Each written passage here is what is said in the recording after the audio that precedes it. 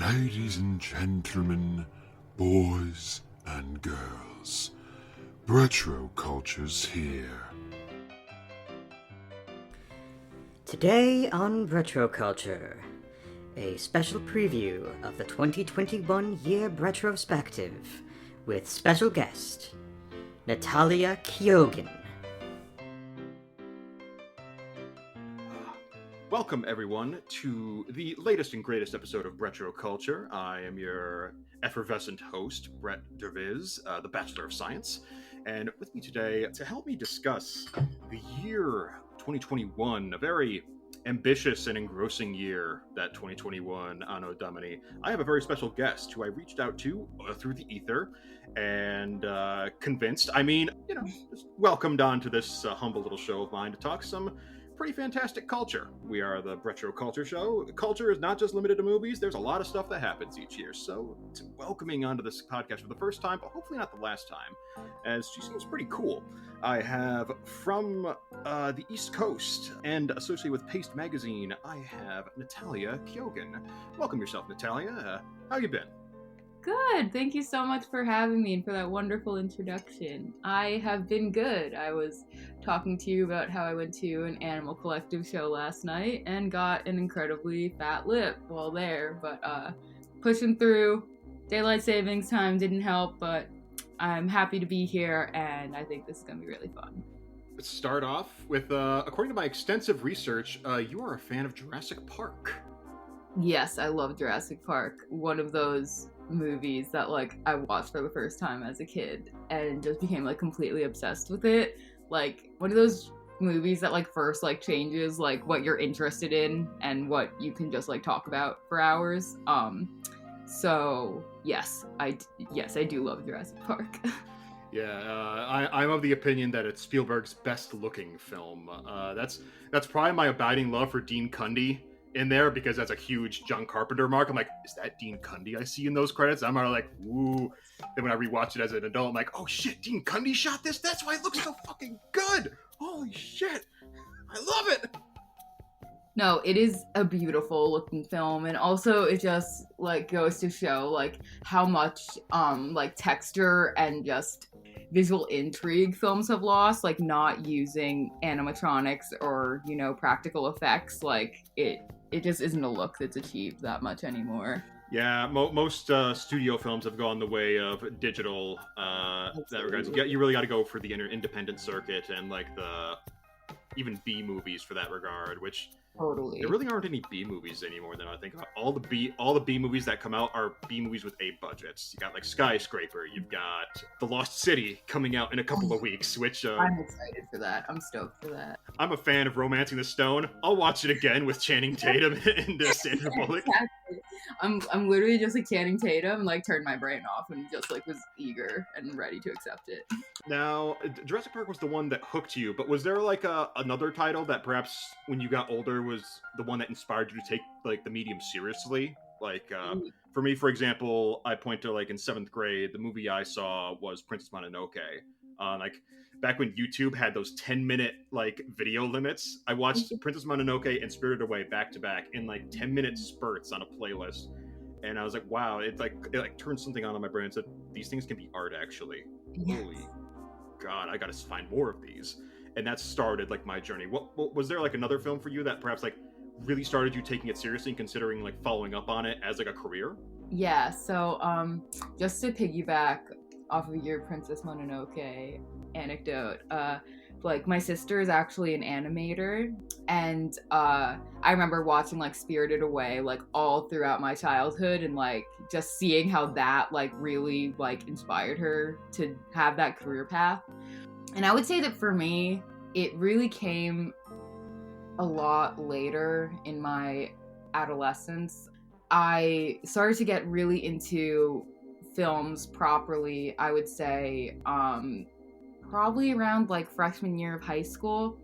And it definitely started with my dad showing me a bunch of David Lynch movies, and they really wigged me out and really just got me thinking. And I'd never seen any films like that before, and it just really opened my eyes to all the perspectives that come with consuming media and just, you know, sitting with it and like letting it be something you chew on.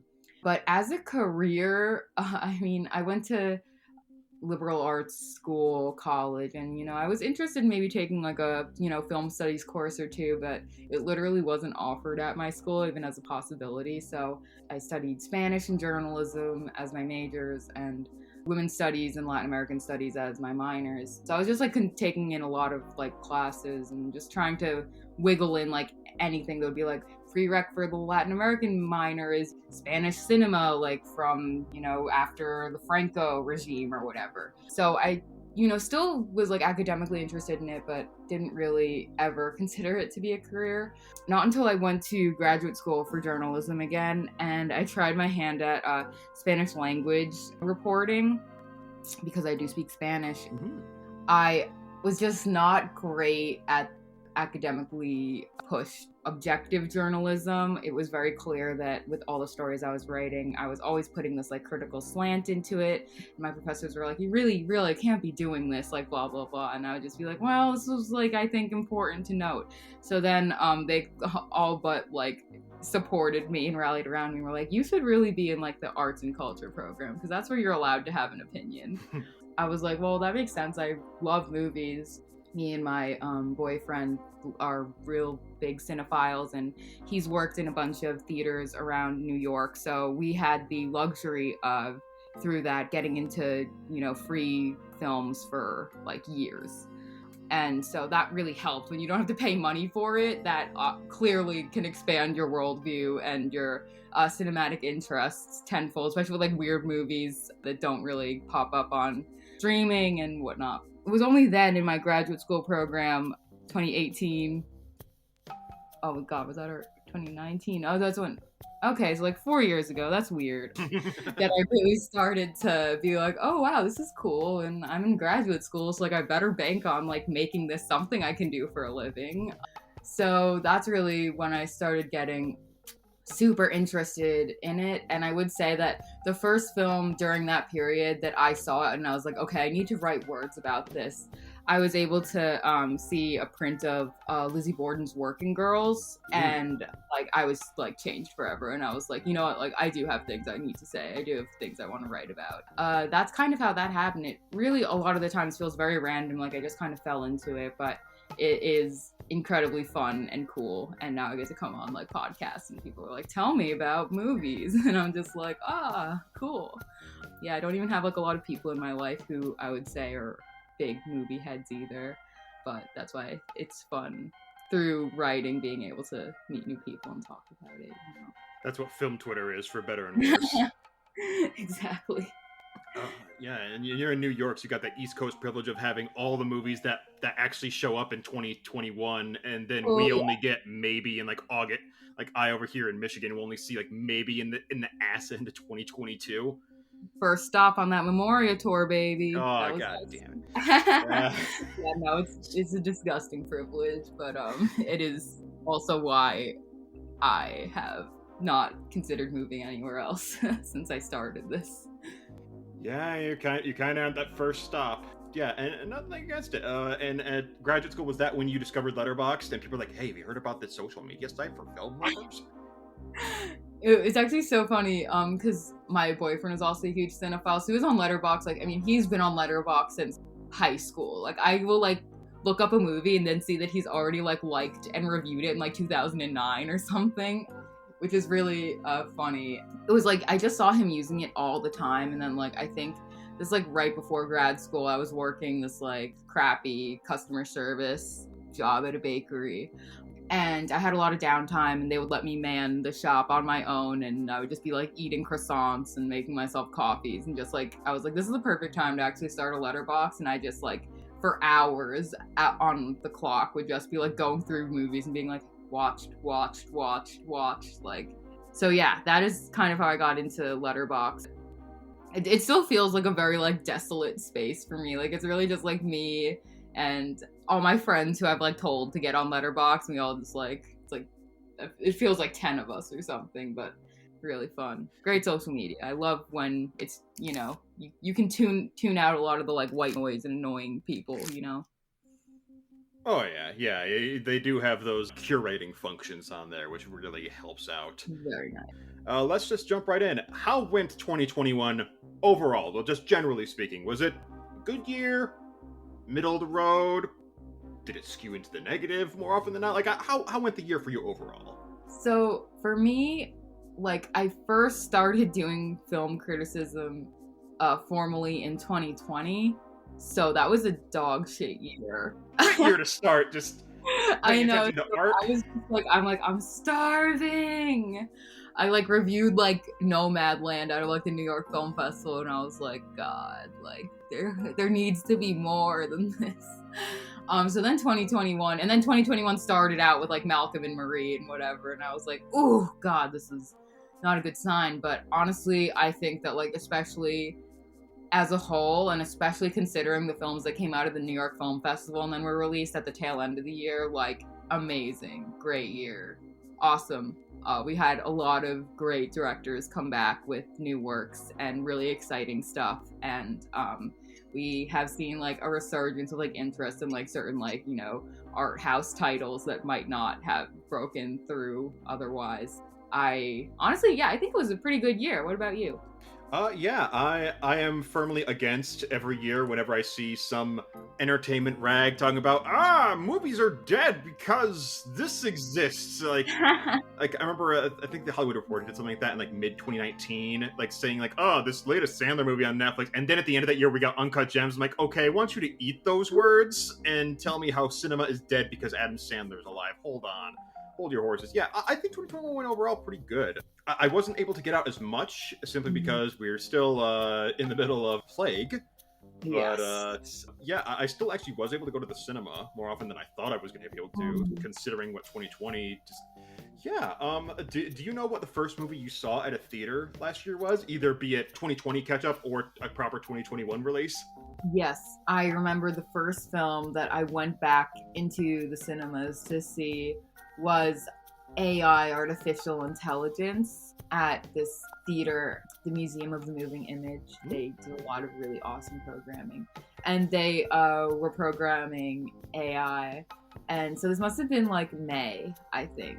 But again, going back to Spielberg, like nothing really like gets me like him. So I was destroyed after I saw that movie. And I hadn't seen it before. So it was very heavy, very intense, like to see it on the big screen after that is not an experience you're used to. It was like insane. I loved it. It was amazing. From what I understand, it's a very potent title to return to the cinema too. I was just like, oh, I've always wanted to see this, and then I'm like crying for an hour in my car after.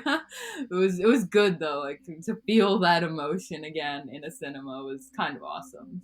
I actually returned to this theater a little earlier than you. I actually got cut off from my house one day. I was trying to go home to I was living with my parents at the time because, well, plague. And I was like, well, I can't afford a rent now, so let's move back in for a temporary time. And one day they closed off the road for like tree management. Like, well, I can't go home for the next 6 hours. Like, fuck it, what's playing at the local cinema? And I sat in for a double feature of The Croods 2 and The Little Things.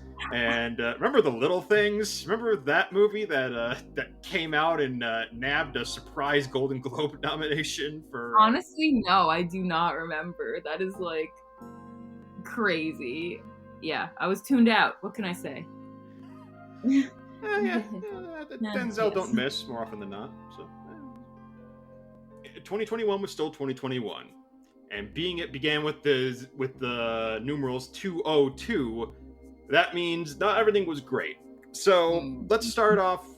You just get it out of the way. What was the biggest disappointment about 2021 in terms of broad culture, personal for you, or just whatever? Just you need to rip that little leech off your chest and toss it into the waste bin. Oh yeah, I have a few.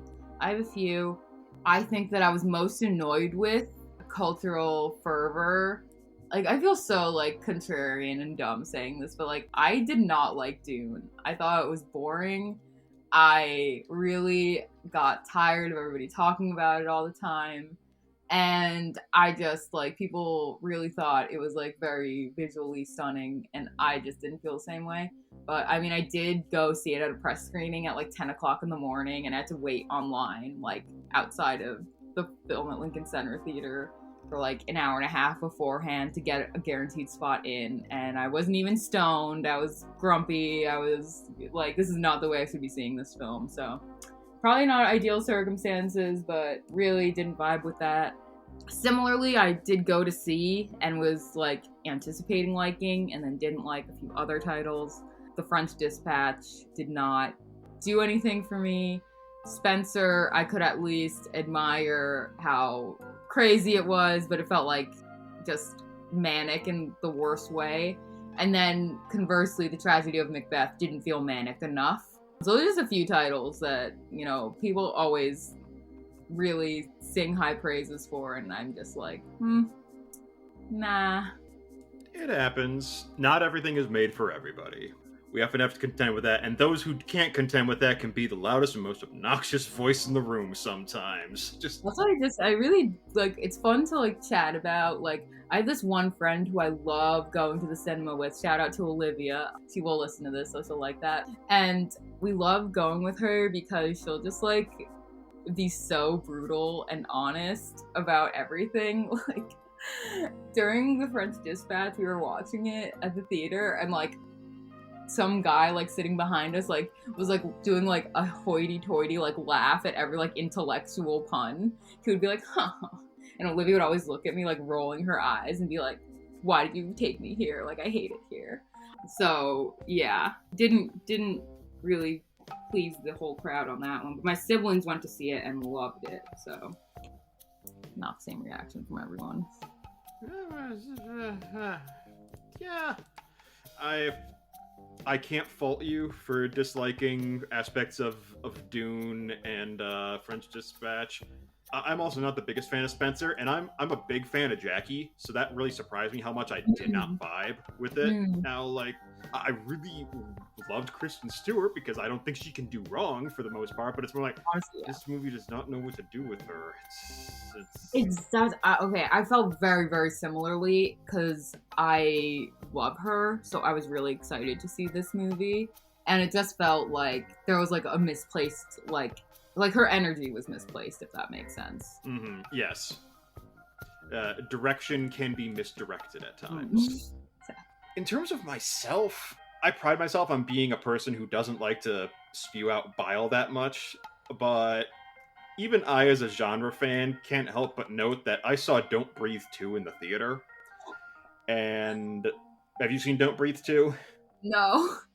I skipped that one. Did you see the original, the first one? See, I've seen parts of it. Like, it was on, like, at, like, a movie night once, but, like, one of those things where, like, everybody's talking over it, so can't say I really had a analysis or take on that. Alright. I'm actually a fan of Fede Alvarez overall. I think he's... Yes, he did Crawl, right? Alexander Aja. Fede Alvarez did the Evil Dead reboot, and... Yes, okay, that's what I was just reading about. I was reading about, like, a bunch of movies today, and then Evil Dead. The remake, right? Evil Dead? Yeah, Evil Dead. Yes. The one with Jane Levy, Shiloh Fernandez, whoever that is. He also did the Girl in the Spider's Web. Remember that movie that happened back in 2018? Oh my gosh. It's a movie that happened that I saw in the theater also, and oh wow, you are a fan. Well, I'm a fan I was a fan of the Fincher. I'm like, oh, are they continuing it? And then I went to it. What is this? Where the hell? What the fuck is this? And unfortunately, Don't Breathe 2 finally opened my eyes to the fact that Fede Alvarez is a big fan of putting his actors and characters through potent emotional and physical cruelty, and that is how he apparently gets his kicks. And Don't Breathe 2 was the one where I'm like, okay, I'm not vibing with this, man. This ain't like, I forgave aspects of Don't Breathe that are disgusting, that the sequel outright does not address until the last 5 minutes. It's like, bro, why am I rooting for this man? This man did some horrific things in the first movie. Why am I supposed to root for him? Is this like, are you trying to pull like a Texas Chainsaw 3D where now Leatherface is Batman but with a chainsaw, like murdering like racist cops and shit? Like, what's going on here? That would be respectable, like, honestly. Also, honorable mention, Space Jam: A New Legacy. That That was a vacuous, like, someone gives you a marshmallow. But they don't tell you that it's expired 5 years ago, and as soon as you bite into it, it crumbles to dust. It's like, this was the perfect treat. It's like that meme format where it's like, I hope you're hungry for nothing.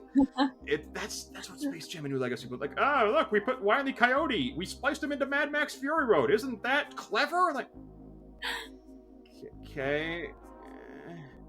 You didn't like the Devil's nuns in there? Yeah. The cameo? You didn't like the orange guys dancing around in the background? Ah, yes, the best franchise, Ken Russell's The Devils, my favorite WB shared universe property. Exactly. is a woof. That is egregious. I also missed that, but I mean, I am sure it would have been. You aren't missing anything. It's not even like one of those movies if you go in like completely like blitzed, it's going to be entertaining. I watched it high and it made it worse. Oh, that was me with Cats in 20 I took an edible and then we went to like one of those like Alamo Draft House Eaton theaters, and it was like a rowdy screening, so people were supposed to like, you know, yell out and shit. People would be like, Skimbleshanks or whatever. But like the edible hit and like the cats come on the screen, and I'm so disturbed by their bodies and movement and the whole like CGI of it all. I literally start like crying. I was like distressed. Those are the only two movies I'll shout out. Also, shout out, I'm an anime fan, so I only watched like 3 television shows last year, but I watched like 30 anime, so I have like a rough understanding of like what came out last year. And in terms of that, there was like one show that was incredibly disappointing. I will shout out, called Wonder Egg Priority, which is this neat little concept about like, it's like magical girls fighting their trauma in the shape of Madoka Magica, but and they made it bad. Yes, they're very vague about what the concept's supposed to be, and then the final episode is a clip show. It is a 40-minute long clip show with 5 minutes of new footage. I'm like, wow, this is how you're ending it. That's a scam. You're ending it with a clip show that the previous episode left off on a cliffhanger, and you're not going to address that in this clip show. Wow, bravo. It's just damn. The audacity. That really is just like pulling a real fast one. That is trashy. Let's talk about honorable mentions, and we'll also fold television into this, because you did discuss how like television is your pleasant zone, the place where you can escape. Okay, I'm clearly one of those girlies who was on the Yellow Jackets train. Loved Yellow Jackets. There are a lot of guys in my circle who are also on the Yellow Jackets train. Oh, yeah. I just don't have. Was it Showtime? Or yeah, Showtime. That's the only. Yeah, I don't have Showtime. So that's the only reason I haven't been able to catch up with it. I loved Yellow Jackets. It's just like Melanie Linsky and Juliette Lewis, Christina Ricci. They were all just like fucking amazing, and just like I loved. Like a lot of people really kind of fell off toward the end, but I really thought it was very strong. Oh god, there was another. Oh yes. Okay, my big show that I discovered that I got to watch while it was airing. I am obsessed with Evil. I love that show. Probably like one of the best shows on TV right now, just like solidly across the board. But like I'm heavily like Catholic pilled from being Irish Mexican, and I love like supernatural and like occult shit, so it really like did a lot for me. I enjoyed Only Murders in the Building as well. I thought that was really cute. It wasn't, total nourishment or anything, but I'm like, I love a fun, silly show. I love Martin Short. And there are probably others that I am just not. Oh, White Lotus. The White Lotus was great. I love Mike White's TV stuff. His show Enlightened is awesome as well. And what else was there? What else was big? I would talk a lot about Euphoria if that wasn't this year, but yeah, I think that's a lot. Oh, so you're a fan of Euphoria, the new season? I love the new season. It's a very controversial opinion. Lots of people aren't ready, but it is exactly just what it needs to be. Like embracing just the absurdity and the melodrama. That's exactly what that show needed. Exactly. I only watched like 3 possible TV shows last year, but like I watched Midnight Mass, I watched Squid Game, and I think there's a third one, but I forget what it is. But I know I watched another. But other than that, I watched a lot of anime, and I can attest for Squid Game and Midnight Mass being really fucking good. I am a huge fan of Mike Flanagan. I love him too. I love everything that man has put out. I haven't caught up with Blind Manor yet, but I'm really excited for the fact that he's next doing his next source material is going to be the House of Usher, because as a huge Edgar Allan Poe fan, I'm like, oh shit, he's tackling Edgar Allan Poe. I love Edgar Allan Poe too. I'm super excited. For me, I watched all of his shows last year, actually. I just needed TV to go through. And Haunting of Hill House, I thought was so just well done and scary and beautiful. I cried during that finale. And then Bly Manor just didn't, for me, hold a candle to Hill House, but I still had a really fun time with it, and I thought the characters were great. But there was something about Hill House, that intersection of how scary I found it and how sad I found it, really punched me in the face. Oh yeah, it's a delicate combination, that traumatic horror, as it's become its own genre at this point. I love it. But in terms of anime, I do have a couple of shows that I will take a stand for. The first one I'll give a shout out to is, have you seen the movie A Silent Voice? I don't think so. Okay, I think it might still be on Netflix if you can seek that out. It's a fantastic movie. It was probably up there from my top. I think it was my number 2 of 2016. No, I don't think I've seen that. No. Yeah, it's really freaking good.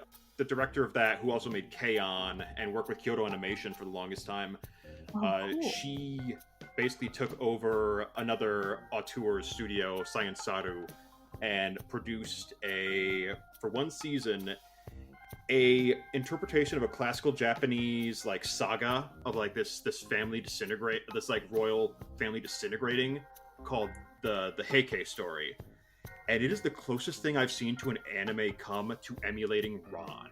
It is so, it's not the exact same story, but it has a lot of the elements in terms of broad outline, and the visuals are this is giving me heavy Ron vibes. Holy crap. It's going so far into that sweet spot of, remember when Akira Kurosawa was nominated for an Oscar once, right? When he was about to die, I'm ah!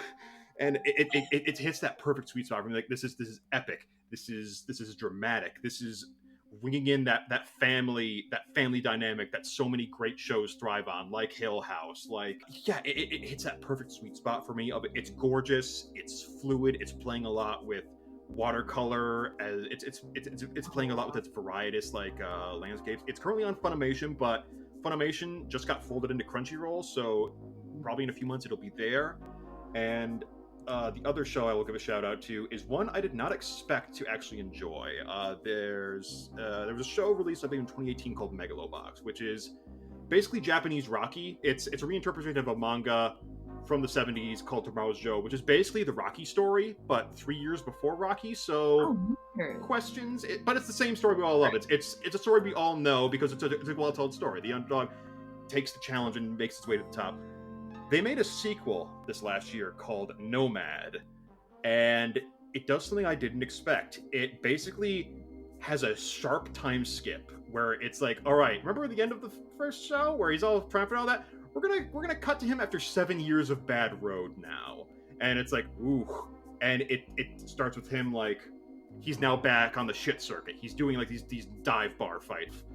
But then, after a particularly harsh bout, he falls in with a group of immigrant refugees, and he starts interacting with them and figuring out whether or not he has a new home or whether or not he can help them fight off the man who is trying to these immigrants are fighting in a territory. Well, we're going to buy up their land and deport them real soon. And he's I can use my skills to keep them here.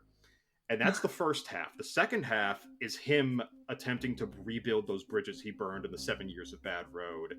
But it also folds in this story of a rival boxer who basically is him in the first season, this up and coming hungry boxer who has been taken in by a tech startup as a medical guinea pig to show off how their new medical technology can save a man from brain damage. But there's some caveats and wrinkles to that agreement, and it's pitting these two extremely lovable. It's like Warrior, but with really a lot more depth. Because I like Warrior a lot, but this one, I'm also an anime nerd, so this is like, oh man, it's like Warrior, but it's folding in so much more. There's so much going on in this show that I did not expect. It's like, oh, the first show, it's just standard sports drama, and this one's like, no, we're gonna go a bit deeper in this and play around with like some modern issues, actually, not just because it's a sci-fi tale, but it's very much playing in like that Looper style of sci-fi where it's possible. It's just a little bit in the future. It's not too far. It's like, I really highly recommend Nomad. It's good if you watch the first one first, but this one does play as its own separate tale. It's like one of the movies I'll talk about later. It hurts more if you know what the original one did, but this one does stand alone as its own tale. Kind of like, in theory, you can watch Blade Runner 2049 by itself. It's just you get a lot more of the Easter eggs if you watch the first one. Totally. But I love those standalone sequels type things. I do too. Yeah, let's just actually launch it. Let's just call this the meats. Let's just talk about the movies that made us happy. So let's start with you. What is a movie that gave you the goods, so to speak? Do you want the honorable mentions, or should I dig into? Let's just dig in. We can go anywhere. Let's like maybe like a rough structure of like every movie we liked, and then like the one we loved the most at the end. Like let's go with that. That sounds great. So, I loved a lot of movies. The first movie, I think 2 great movies came out of Sundance last year and really got me like obsessed. Actually, no, there are 3. I loved All Light Everywhere, the Theo Anthony documentary. We can actually double up here because that is actually it's in my top tier list. So yeah, we can both. It's on mine too, but I think like going just like with the vibe of the year. I loved El Planeta as well, Amalia Ullman, and I really loved We're All Going to the World's Fair. One of the best, just most inventive, cool movies like I've seen in a long ass time. Again, you flaunting your New York privilege because that hasn't been released anywhere since it's supposedly coming out in April, maybe? I think so, because One Cinema here is programming a whole series for its run, and they're doing like a whole series about like films that also like are about the online experience and also just about like tying into like themes of the film. So for example, they're doing Unfriended, another like Screen like film. So it's gonna be like pretty fun. They're doing like Videodrome. Like it's gonna be cool. So loved those 3 movies specifically. I'm glad you also are into All Light Everywhere, because I thought that was so smart and awesome. It is my favorite documentary of the year, even though it does blur that line of documentary a lot. Like I like documentaries that blur that line of like, okay, how much is structured, and then All Light Everywhere decides, no, screw structure. We're just going to go completely avant-garde with this and talk about just it's like almost stream of consciousness, but it's like it's on a wire, but the wire is still swaying and maybe not be completely solid. There's so much fantastic motif and imagery, especially because I'm a big history of like the moving image buff. So the way they're talking about, yes, this man strapped a camera to like a pigeon, let it fly around, like, oh shit. And then that movie actually turned me on to something that I didn't know I'd been lied to for my life. I thought I had seen the authentic Passage of Venus, and then that movie reveals, oh yeah, that's a copy. The original one's been lost. I'm like, oh, so cinema is indeed a lie, as I've been told all my life. So damn. It's like, wow, revoke your film cred card.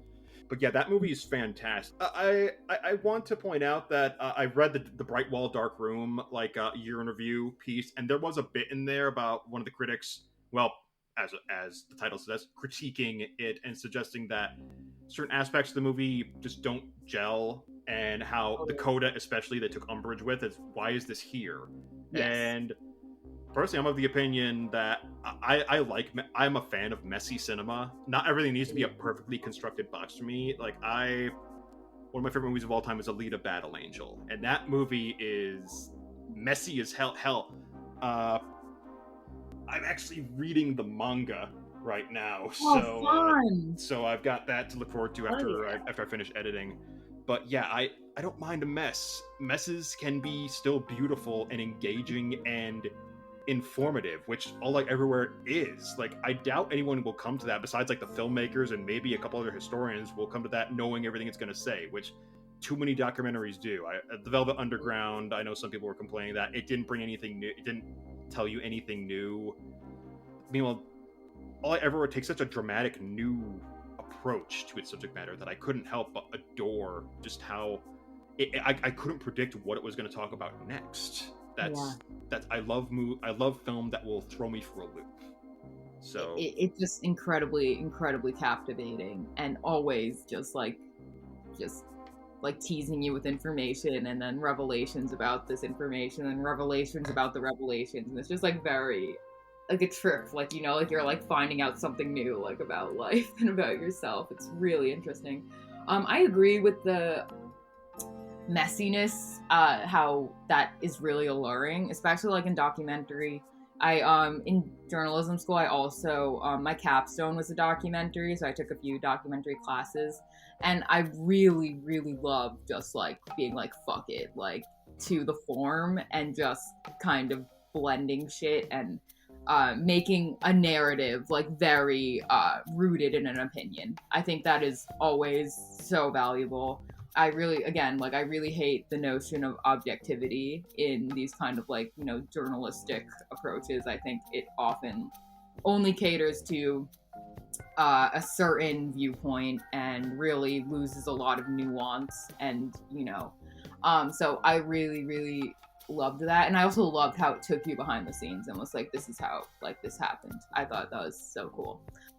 It's kind of like that also like Nathan For You approach, where him just like being there, like standing there and like documenting people, like just leads to like the most crazy revelations. Like him just like cooperating, like, and that one guy with the surveillance software is like, yeah, we can follow this guy. Like, this feels like an ethics breach on several levels. And people just talk. If you're not criticizing them, people will just say anything, you know? So I think that's smart. Giving like it's giving this access of information like back to the community that's being surveilled in a way, you know, like by going in and showing the details of like what's actually happening. I think that helps people a lot more than just like becoming irate and like getting cut off from any other interviews or equipment. I have a few movies that Letterboxd claims are from before 2021, but US distribution is a freaking cluster on the best of days. So I'm going to talk about Test Pattern. Test Pattern is Shatara Michelle Ford's ridiculously accomplished, I believe this is her narrative debut.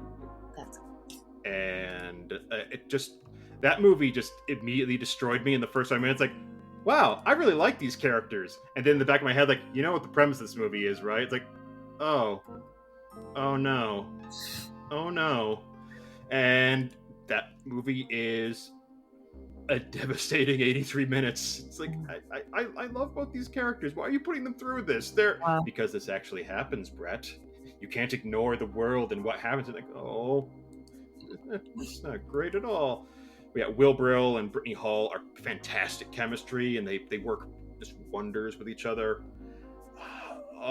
Labyrinth of Cinema. I hinted at Obayashi earlier. I'm ashamed to say I had only seen 2 of his movies before his passing, but I managed to jump on. There was a big mega folder that briefly went around. It's like, hey, here's all the movies that haven't been distributed in America from Obayashi. Yeah. It's like, oh, sweet, thank you. And I went down a rabbit hole of watching a lot of his films. And then when Mubi finally acquired Labyrinth of Cinema in, I believe it was April of last year, I was just, thank you God. I sat down, I popped an edible, I watched it, I was enthralled, and that edible hit me hard because I could not remember the second half of that movie, which is why when I rewatched it last month, I was like, oh wow, this does take a turn. Wow, damn. They're like, we're what? We're where? We're when? And it's like, ruh-roh, boys. Yeah, that movie has a very fun-loving first half and like freewheeling. Wow, this is great. And then the second half is like, okay, we're gonna have to get a bit serious now. It's like, oh, okay. So atomic warfare. Yeah, Obayashi seems to have words to say about the bombing of Hiroshima and Nagasaki.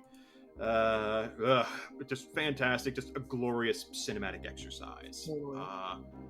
Siberia, Abel Ferrara. I have not seen a bad film from Abel Ferrara, and that scares me. He's like Ryan Johnson, and that this man has made every film he's made is fantastic. No one should be this powerful. Make it stop. Like even I'm catching on my Ingmar Bergman. I've caught a few Bergmans. Like, okay, I'm not big on this one. This man is human after all. If you read about Ingmar Bergman's personal life, you know he was an especially human man. But Siberia, it's fantastic. I can't describe it to anyone because it's like it's Willem Dafoe in Siberia, quote unquote, and the end of the world may be happening, but he's also has memories, and that's the movie. Fantastic. Willem Dafoe is still one of our best talents that will never be properly appreciated.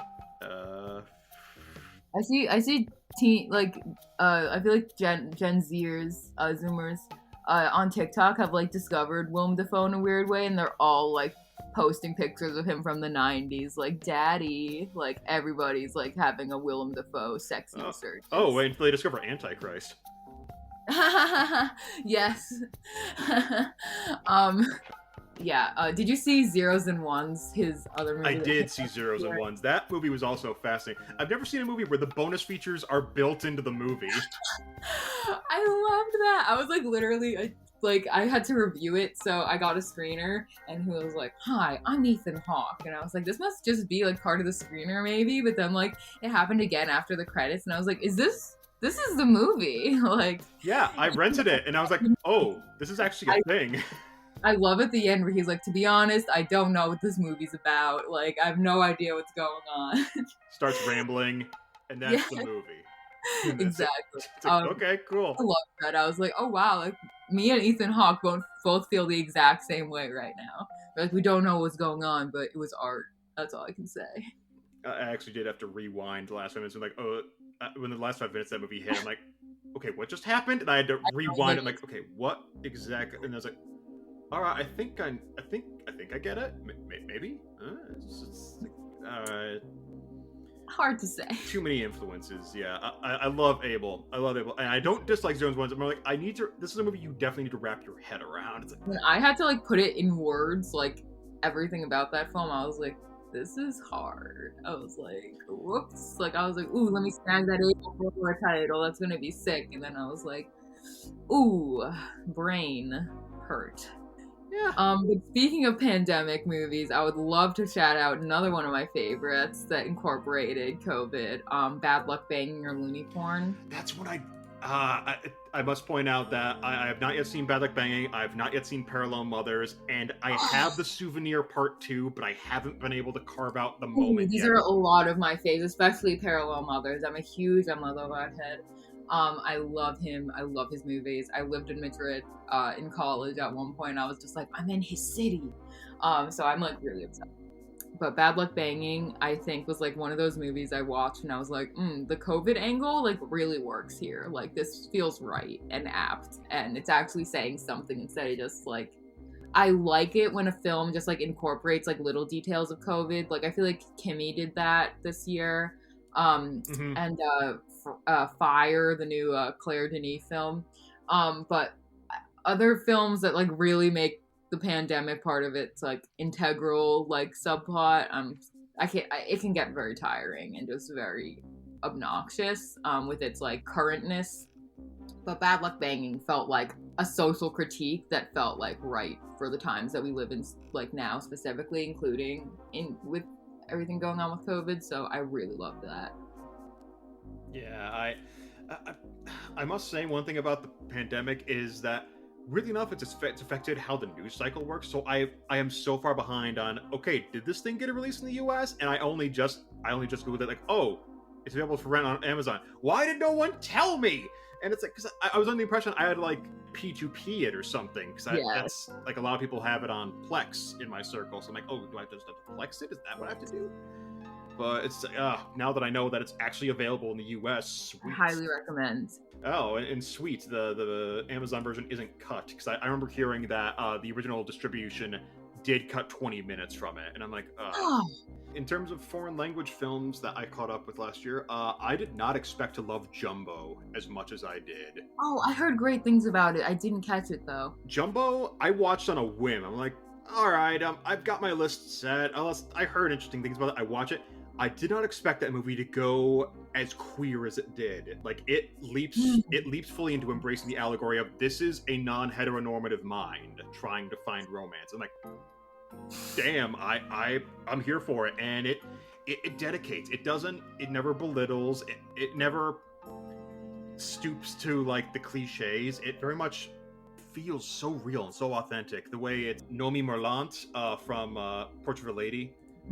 She's in. I'm like, oh, sweet.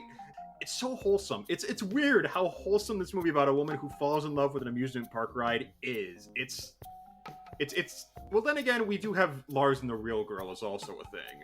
So that's a movie that they showed us in high school. Like, I had a class and we just like watched that, and I was like, this is good, but like Jumbo, I couldn't predict it. It made it interesting. A couple days later, I also revisited Titan afterwards. Yes, that is one of my faves. I fucking love that movie. Yeah, it was sticking in my top sector for a while. Now it's in my honorable mentions, basically, yeah. But it's still a damn good film. I moved it down as well, but I really vibed with it. Yeah, I love the shift that movie takes, where you think you got its number in the first third, and then it's like, oh, never mind then. Even though there's still like trace elements of that first bit left over, just still lingering, but it's just a fantastic. I love Agathe Roussel, and Vincent Lindon is a contender for one of the best performances of last year. He's so freaking good. He's also in the new Claire Denis movie, so whenever that comes out in like fucking July or whatever, like you have to watch it, because he's also just like amazing performance. Like, the dude is fucking awesome. Yeah, I still need to catch up with Bastards, which I know he's also in, from Claire Denis. I'm a big Claire Denis head. I'm not my office is a mess right now, but otherwise you would see my big High Life poster behind me. Speaking of movies that I loved what it was doing, Matrix Resurrections. Oh, I missed that one too. God, there are bold choices made in that movie, and I am here for movies making bold choices in cinema. I love the fact that it comes full circle on the trans narrative, having the movie end with the Rage Against the Machine song from the first movie, but now sung by Brass Against with a female lead. Like, aha! I see what you did there, Lana. Aha! That is so sick. No, that is a movie, like, I really wanted to see it. I was like back home for Christmas with my family, and me and my siblings like always love going to the movies. Me, my brother, and my sister, like, we were like, oh my god, we should go see Matrix. My brother was like a die-hard Matrix fan. He was like, okay, well, we can go see it if you can give me like these answers about things that happen in the Matrix series. And me and my sister like failed miserably, and he's like, no, you don't deserve it. So we went to go see the new Spider-Man movie instead. What's this gatekeeping nonsense? I know. I'm like, okay, gamer, like, gatekeeping the girlies? Like, we love Keanu. Like, what can I say? Like, that's all we need. That's what we deserve. But yeah, I'll admit the movie isn't perfect. The action is the least in all the series. It's not as clean as the first three have. The action is very much it's put on the back burner for this movie. The central story is about the romance, which again I'm here for. Just these people still work so damn well together. I'm happy Lana is still in the business and willing to just take the money Warner's is giving her and just do what the hell she wants. You have to fucking respect it. Like, I'm sorry. Like, with all the fucking, like, money poured into, like, all these, like, blockbusters that then nobody even, like, goes to see or, like, nobody cares about, I'm like, get that check. I support it, and I wish I was able to see it. It's gonna be, like, one of those movies I, like, throw on like, a Sunday when I'm doing nothing, like, weeks from now, probably, and I really look forward to that. Ooh, another movie that, the first appearance of Ryusuke Hamaguchi on this list. I caught up with Mubi's release of Wife of a Spy. and he wrote that movie. Yeah, Yeah, it is a Kiyoshi Kurosawa joint through and through, but I can indeed tell this was written by Ryusuke Hamaguchi. It's like, ooh, yeah, I can feel a lot in this. It's very much, it feels like a very Asian art house companion to the likes of like Hitchcock's Notorious. It feels like, again, I like movies that play with those dynamics of like, oh, here's a conflict you're familiar with, but then messes with it a bit. It's very much in the vein of Notorious. It's in the vein of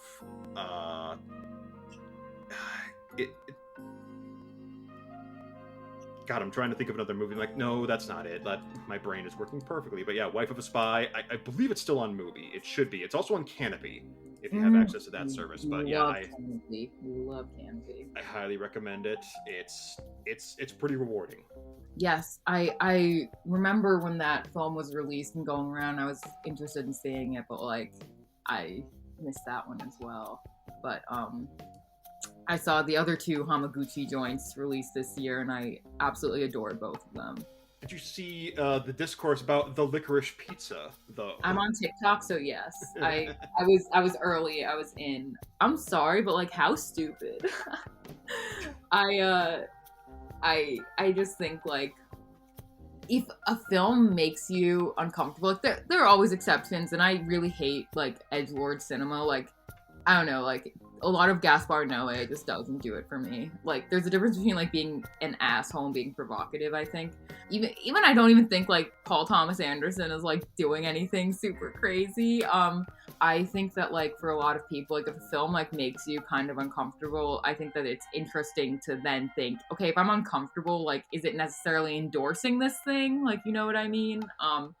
But I did like licorice-pizza. I loved Alana Haim. She was amazing. And Cooper Hoffman, just like the absolute charisma like oozing out of like every line, I just think is really awesome and just like a real feat and talent.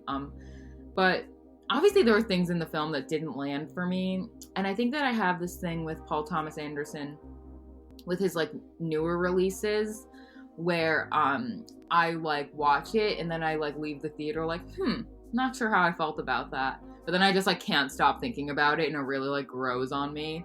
I even felt the same way about Phantom Thread, which like then was like one of my top films of that year. So Licorice-Pizza was good. I don't think it's the best PTA, but it's very funny, very full of heart, and I really vibe with it. That was one of the last movies I saw of last year. Like I actually had a day where on New Year's Eve I watched 8 movies over the course of 24 hours. Holy shit! What were all of them? I watched Red Rocket and then immediately followed it with Licorice-Pizza. Ooh, interesting. I watched Risky Business before I went to sleep to wake up to go see Licorice-Pizza and Red Rocket. I watched X the Movie, which is an anime movie, and oh boy, that's an unholy mess of a film. Watched the original The Lady Killers, the one with Alec Guinness from the 50s. It's phenomenal. I think it's really darkly fun. I watched... Do I have to cheat? I know I watched Chris Marker's Letter from Siberia. That was the last thing I watched. That's very cool. I love Chris Marker. Yeah, Chris Marker. Yeah, just phenomenal talent. And in the morning I watched Peggy Sue Got Married. So, fun! Oh, what an eclectic day. Yeah, I just decided I have a resolutions list I make each year of movies you should watch, and I looked at my list like I'm not gonna be able to get through all 15 of these. I'll at least get through half of them, and then fold the other 8 into next year's list. That's like awesome. I always do. So, yeah, I've seen Licorice-Pizza twice. I liked it that much. I think it has a contender for my favorite scene of the year with the entire John Peters sequence. I love that entire thing from beginning to end. That shit ruled. When it suddenly turns into a different movie, it's like, oh no. It suddenly turns from lighthearted comedy to, oh, people might get killed if they're not careful here. It's like, ooh. I agree. The tension just like is insane. Yeah, I really really liked the film. I mean, there's still like other like PTA films that like really I think are like top tier, but Licorice-Pizza is just like, who's gonna say no to like a good fun time? Like, I'm smiling, I'm laughing, I'm having a ball. Yeah. And I just also really thought it was beautifully shot and made, as most PTA films tend to be. So yeah, I'm glad you were also a fan. I've also seen it twice. Yeah, I have two more in my rough honorable mentions here I want to mention. I saw Wrath of Man. The latest Guy Ritchie is also the meanest Guy Ritchie. Very, Guy Ritchie. Honestly, I love throwing on a Guy Ritchie movie. I think they're so fun and just like douchey, like in the best way. So I also did see Wrath of Man, though I think it was like, because it like came on Netflix, and I'm pretty sure I like fell asleep with like 10 minutes left, classically. And then my boyfriend just like caught me up the next day, and I was like, okay, great. Yeah, I'm a fan of Guy Ritchie for the most part. It's King Arthur, Legend of the Sword is the only movie to make me physically ill in my life, but the pneumonia probably didn't help. But yeah, Wrath of Man, I fucking loved it. I love seeing Holt McCallany and things, and he has such a prominent role in that and Nightmare Alley. That's like, oh wow, Holt McCallany, we're just getting a renaissance. I miss Nightmare Alley, even though like I love Guillermo del Toro. I've heard like very mixed things about it though, but it really is making me really itch to see it for myself. I really like it. I know a lot of people in my circle have qualms with it because they're such a big fan of the original Tyrone Power joint. But I think Guillermo does enough things different and infuses his own style, which a lot of people are hit or miss with. You're either on board with Guillermo's style or you're gonna bounce off this so damn hard. And my last technical honorable mention will be one of the first movies I went back to the theater for after the Little Things was I went across state to visit a friend, and we saw Demon Slayer, Mugen Train, the movie. That movie's a hoot and holler picture if ever there was one. Just fantastic action, just great set pieces. I actually just recently technically caught up with it because they released the movie, but then they also split it into episode form for the people who couldn't see it on like Crunchyroll. I think the movie version is better. The movie version is better edited. There's not a lot of fat in the movie. Meanwhile, the episodes, they add in some more like little bonus bits here. I'm like, these aren't necessary. The movie was cut and dry, like 115 minutes of like hooting and hollering action and wild shonen bullshit that I'm on board for. So, anything else in your rough honorable mentions area before we just delve into the stuff that really heated up for you?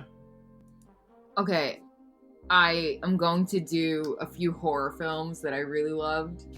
Let's go. Empty Man, loved Empty Man, and Malignant. I'm sorry, James Wan, I think is like one of the best like horror directors like that we have like nowadays, who's actually doing like interesting new shit. Speaking of hoot and holler, that was me and my godson when we watched Malignant. Once that second half, he's like, oh man, we're going for it. Holy shit.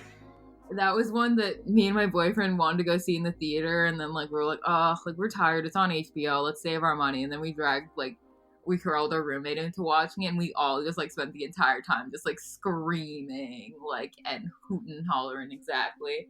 Again, messy as hell. It's so messy, but that makes it so good.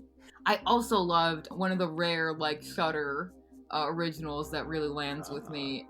Violation was great. That movie was sick and really cool. And add that to my queue.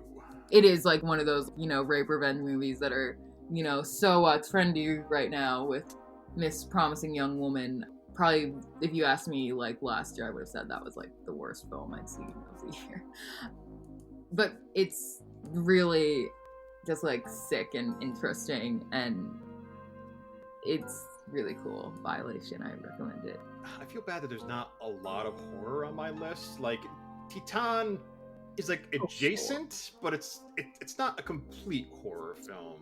I mean, when I saw it, I like at the critic screening at the New York Film Festival, like even the critics were going like, ew, ah, like, oh no, like everybody was like very actively watching it and very actively disturbed and disgusted. But I agree, I don't think it's overt horror at all. It's body horror, if anything, but kind of, horror is a broad enough genre that it can encompass a lot of things. You can have the Slumber Party Massacre over here, but you can also have like Doctor Sleep, which is a completely different kind of horror. I love epic horror. I need more epic horror in my life. What?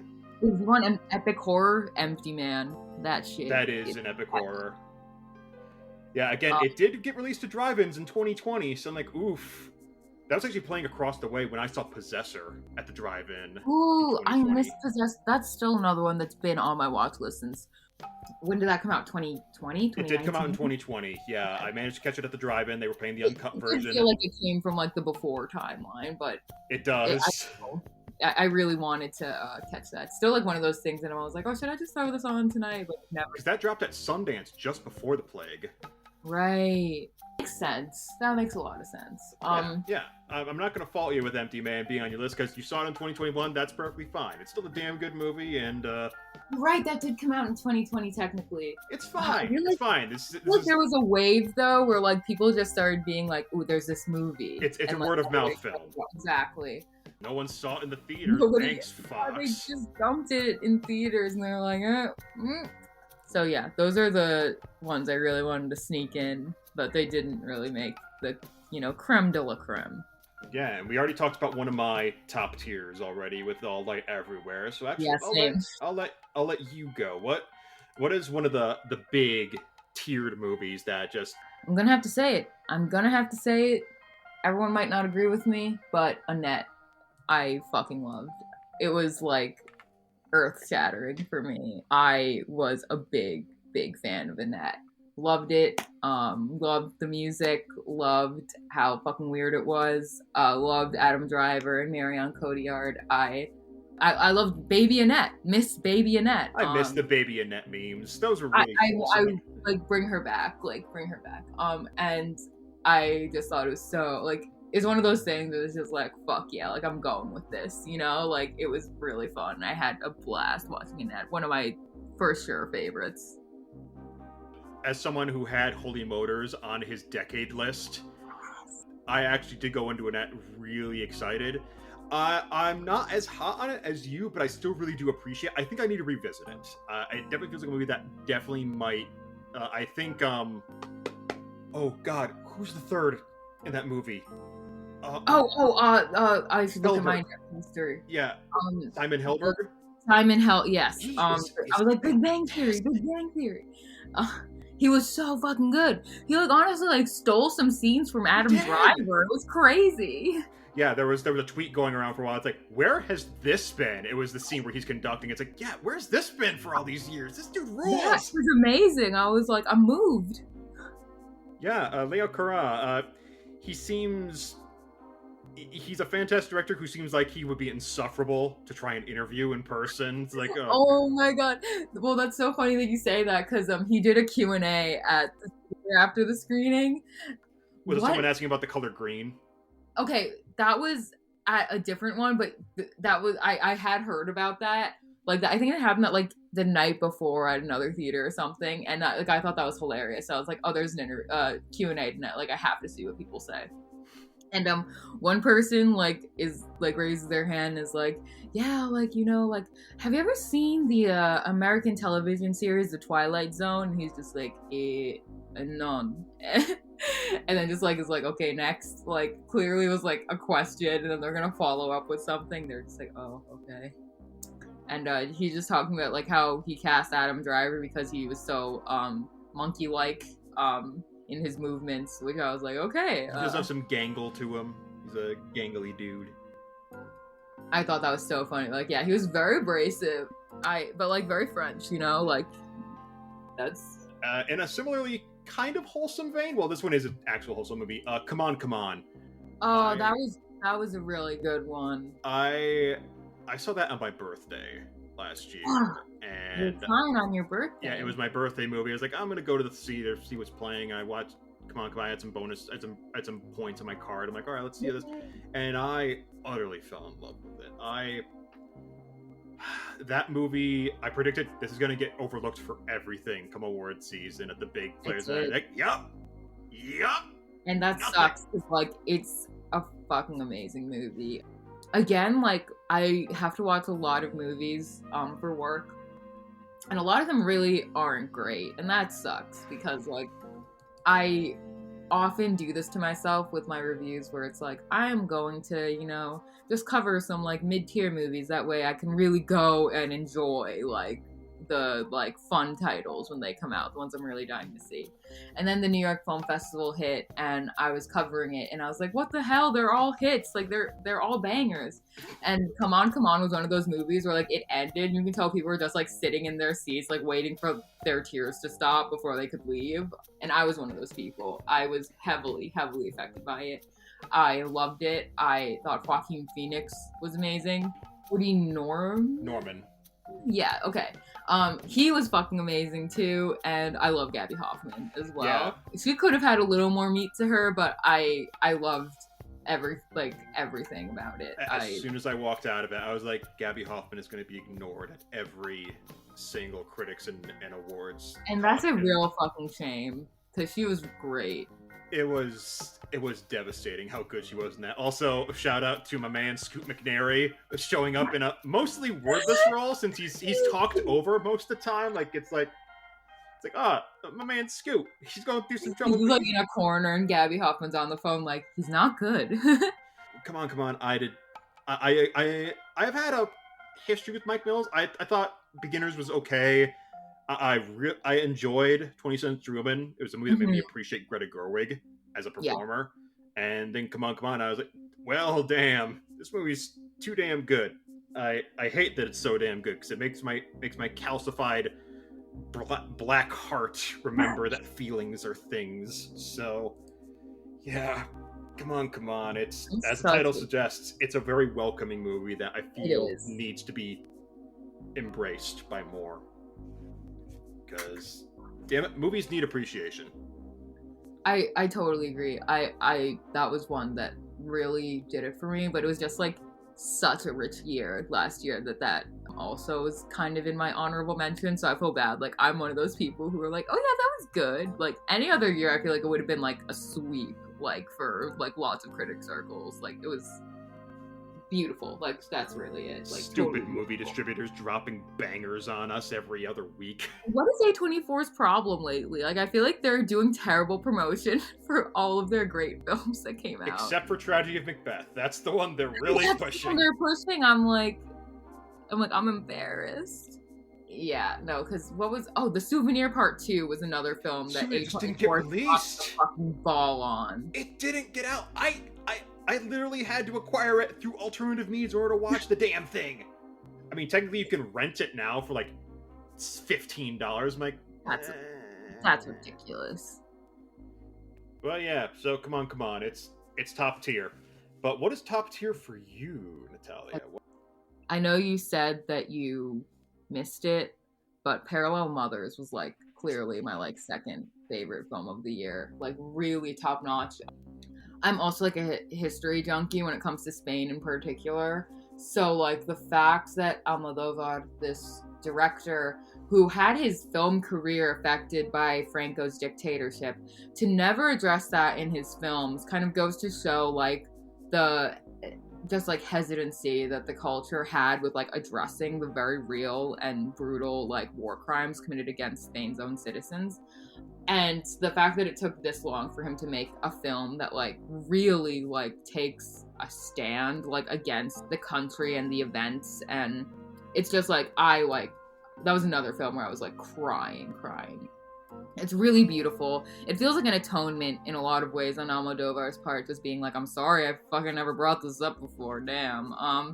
But also Penelope Cruz, like, she was fucking snubbed this year too, because she gave like, she got the Oscar. Yeah, she is up for an Oscar. She's not gonna win, but she's up for an Oscar. Like, still, I was honestly very surprised that she was nominated. Not because it's not like one of the best acted roles of the year, but just because I thought that movie just kind of like, I really, really loved that movie. It has like twists and just reveals that are so like rooted in like melodrama, and like obviously that's what you love about Almodóvar. So I really appreciated that like he still kept the melodramatic extravaganza, really was able to just be like, well, here's some devastation, which was like very cool for him to do. I thought it was like excellently done, real interesting. I think this is going to be an interesting like turning point in his career. I loved that film. Loved it. I admit I have a horrific blind spot in my film viewing in terms of especially Spanish cinema. I've really only seen Almodovar, I've seen Spirit of the Beehive, and I've seen Del Toro and a few others, and I've seen some Buñuel. I do love me some Buñuel. I love Buñuel, same. Yeah, he's kind of that weird, like, where he's Spanish, but he works in France and exactly, Italy most of the time. You're Spanish, you're French, like, come on. Yeah, he's one of those damn men of the world who does what he pleases wherever he pleases. But yeah, I am excited to catch up with Parallel Mothers. I have enjoyed the Almodovar I've seen. I do need to delve deeper into the Spanish cinema. Maybe we can set up like an exchange where like I give you random recommendations. Oh, you can yeah. Okay, tell me some Spanish stuff I should imbibe. Just really great Spanish language cinema to check out because that's kind of like my like area of real special interest. I'm really excited to check it out. Again, it's part of the Oscar watch. I have to catch up with it because I hear it's really stupid good. Speaking of stupid and good, Paul Schrader's The Card Counter. Yes! Paul Schrader, uncancelable. I love him. He's just like a dirty old man, and like I'm sorry, but like I really totally stan. I love The Card Counter. I went to see it at one of those dine-in theaters again just because they have me playing it. And of course, like the poor servers have to like come out like during the fucking like Abu Ghraib like torture scene, just be like, here's your pulled pork sandwich, like to people, whatever. And I'm like, this is terrible. Like, who ordered food during this? Like, I'm disgusted. Like, I will never feel hungry again. Yeah, I love that one too. Another great Willem Dafoe. That man just keeps getting work for a good reason, I think. Just a quick aside on Oscar Isaac's potential. Circling back to Animal Collective. Have you ever seen that meme where it's not a meme, it's like an old Tumblr like thing where they like they cast like an Animal Collective movie and they do like all the band members like as actors. Oscar Isaac is cast as geologist, which I find apt. Somebody make this film, please. Somebody make this film. I got a fat lip for nothing if that doesn't happen. No, just siphon away some of that Disney money that all the critics are being paid these days. Exactly. Yeah, you're gonna make it happen. Yeah. Listen, I'm a woman, and I say the world needs an Animal Collective film. And women around the world are saying the world needs more Oscar Isaac. So. Exactly, it's perfect. Yeah, I also love Tiffany Haddish and Ty Sheridan in that film. Oh, yes. They all have such great dynamics, and I desperately need to see more of his influences. I haven't yet seen like Diary of a Country Priest or A Man Escaped. I haven't seen a lot of Rasan, which I know heavily influenced Schrader. Hell, I watched First Reformed and then watched Winter Light immediately after it, and like, oh, so Schrader's a fan of Bergman. Good to know. And so like, great. Yeah, because most people don't like to do riffs on like ideas, they like to do outright remakes. Yeah, exactly. But not like. Speaking of Oscar Isaac, Scenes from a Marriage last year, which is really good. It is my most recent podcast appearance was I was on Talk Without Rhythm talking Scenes from a Marriage, The Bergman, and Bridges of Madison County, and I actually watched the Scenes from a Marriage television, the Scenes from a Marriage movie version, and the Scenes from a Marriage HBO remake they made last year, and I think the remake is actually really good. I mean, honestly, that's neat that it's good. Yeah, I really enjoyed it. Yeah, The Card Counter. I'm surprised my mom loved it as much as she did. I'm like, oh wow, Mom, there's some really tough stuff in this movie, but all right, cool. I mean, like, I felt sick watching it, but I loved it. It was great. Mm-hmm. Long live Paul Schrader, that weirdo. Oh, I just can't get enough of his Facebook posts where he'll just say something. He'll be like, all right, opinion, like which breast cup size is the best? Any opinions around here? Or like he'll just be like, I said something, like he'll be like, I said like blank during my poker match last night. Was this like incredibly offensive? And it's like invariably like, yes, Paul, like it was. Yeah, but what's next for you?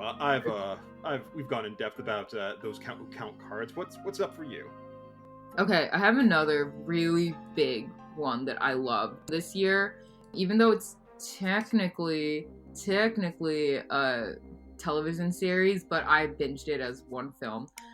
Can't Get You Out of My Head, the Adam Curtis docuseries. I've been Adam meaning Curtis, to catch up on Adam Curtis. I know a lot of people. he's one of my favorite filmmakers. I'm just like, let me sit here and put my little tinfoil hat on. Like, I'm ready.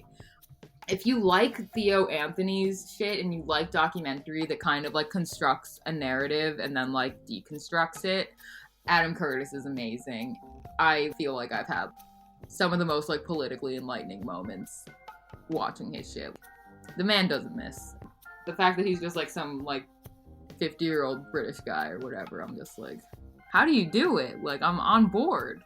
But I also like, I just got so deep in the Adam Curtis wormhole. I even like watched like Massive Attack's like live set that they did where they had like Adam Curtis do like splice together like all the overhead projection that like played during their show, and I was like, wow, like I really see what he's doing here, because like clips are like his big thing. But yeah, I loved Can't Get You Out of My Head. Easily like one of the most fascinating, interesting films I watched last year, and absolutely loved it and love to recommend it to people, but most people are just like, okay, and it's a lot to dig into, honestly, but I really loved it. Yeah, I have only seen Bitter Lake from him, but I'm looking at the title card for Can You Go Another? Is that Ryuk from Death Note? What's he doing on there? Probably is. He loves just like doing that shit, and I just find it incredibly respectable. Yeah, speaking of Willem Dafoe, but that's a movie that technically exists. Yeah, I definitely need to check out more Adam Curtis. I know another person in my circle is really big on hypernormalization. That used to be one of my Letterboxd top 4 films. I changed it recently because it felt a little edgelordy, but I love that movie. I love Adam Curtis. Highly recommend you get into him if you want just like weird like theories on how political like just events like kind of like alter the way that we think and interact with the world and how they're like orchestrated. It's so cool. Boy, I definitely need to catch up on just alternative viewpoints of the world at large, and he does seem like a fringe voice that desperately needs like boosting. Alrighty, and that brings me another movie I did not expect to fall for as hard as I did, because it's one of the last movies I saw like within the last like 4 days for like, I've heard this was good, I'll watch it. Cyrano by Joe Wright. I have a hot and cold relationship with Joe Wright. I think, like Matt Reeves alongside him, I think they get better with each movie. And I think Cyrano is Joe Wright's best accomplishment as a like whole mise-en-scène, whole package film.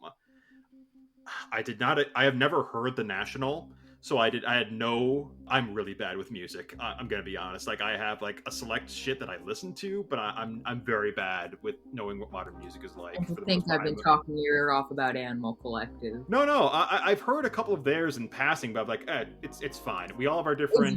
It's another like very inaccessible. Oh yeah. Well, you know, some of that shit goes that way. But Cyrano, it's boisterous. It's romantic.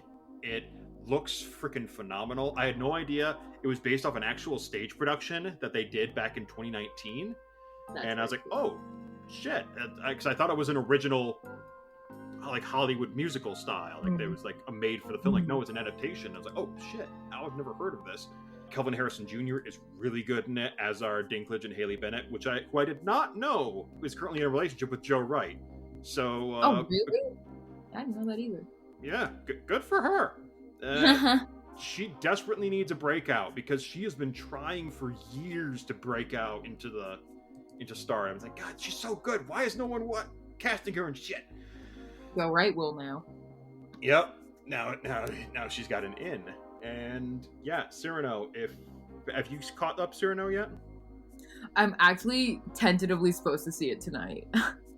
Weirdly, like it hasn't really been in theaters like until maybe the past few weeks around here. Like I remember going I went to like the theater once like in November, December, and it was already like there were ads for it like in the playbill. So I was like, oh, is this out? Like I just felt like it hadn't really come out until like a few weeks ago here.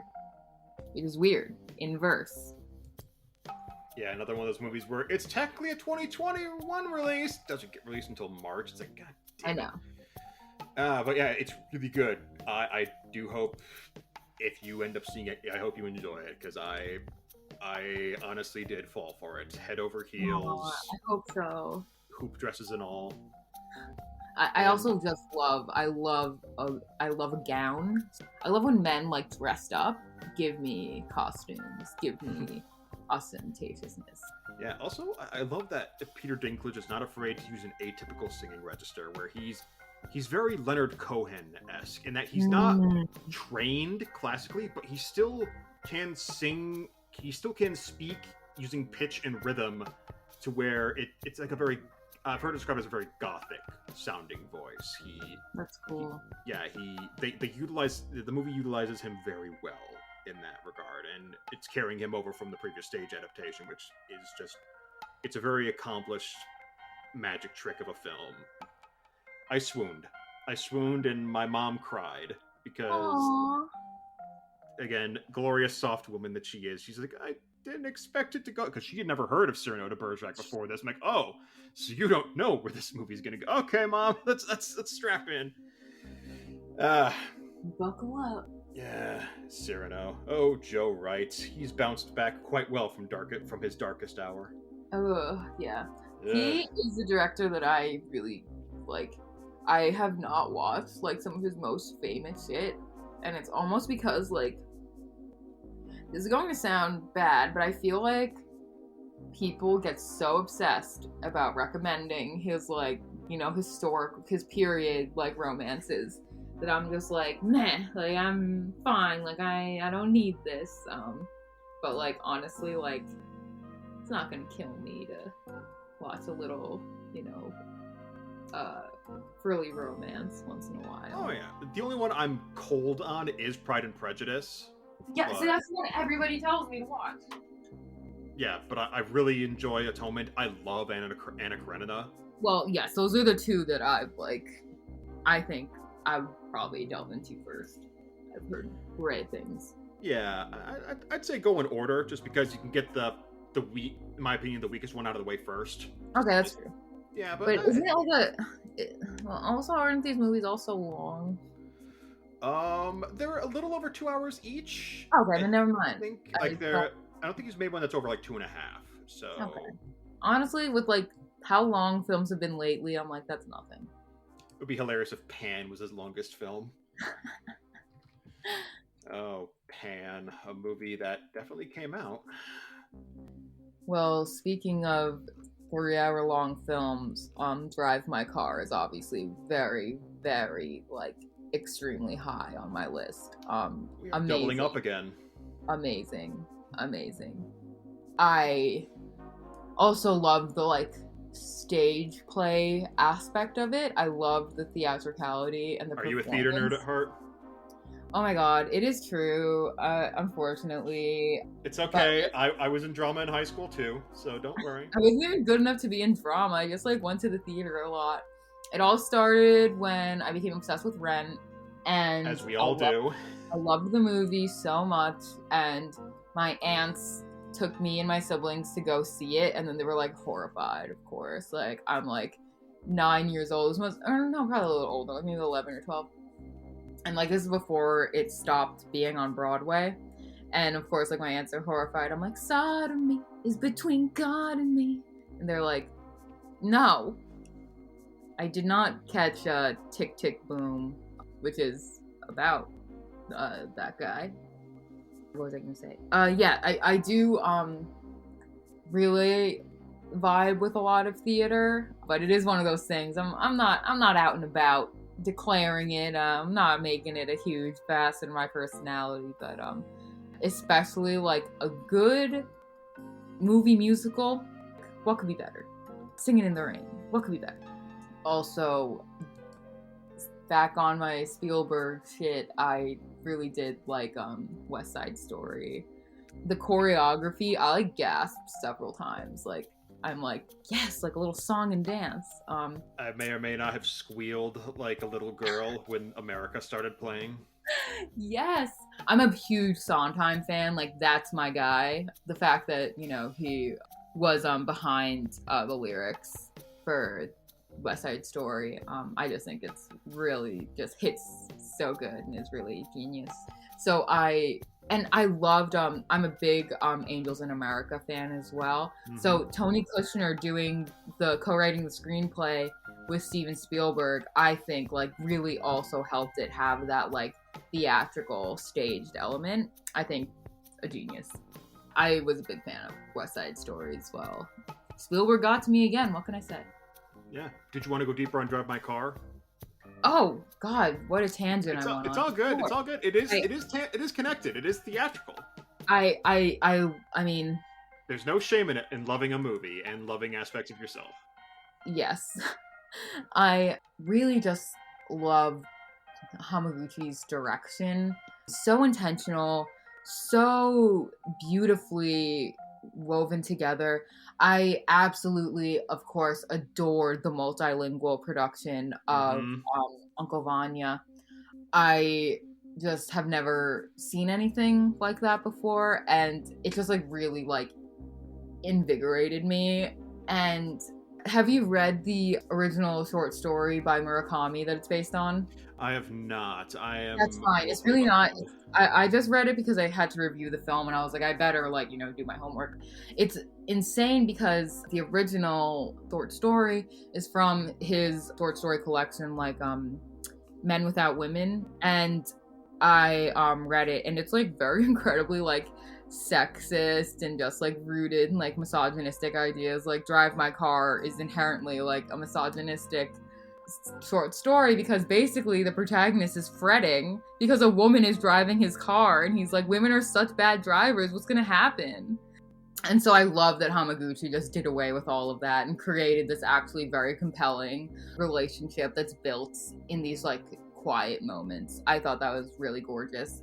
I think it has one of the best, most like cathartic climaxes in any film that I've seen in the past year. Really gorgeous. The 3 hours like just melt by, and I'm really glad that Hamaguchi's getting like all the praise he deserves for it. And the fact that like people in my life are like, have you seen Drive My Car? Like that feels awesome. Like that people are talking to me about like a 3-hour Japanese art house movie. I'm like, yes, I have seen it. Thank you for bringing that up. Thank you for talking to me about a movie.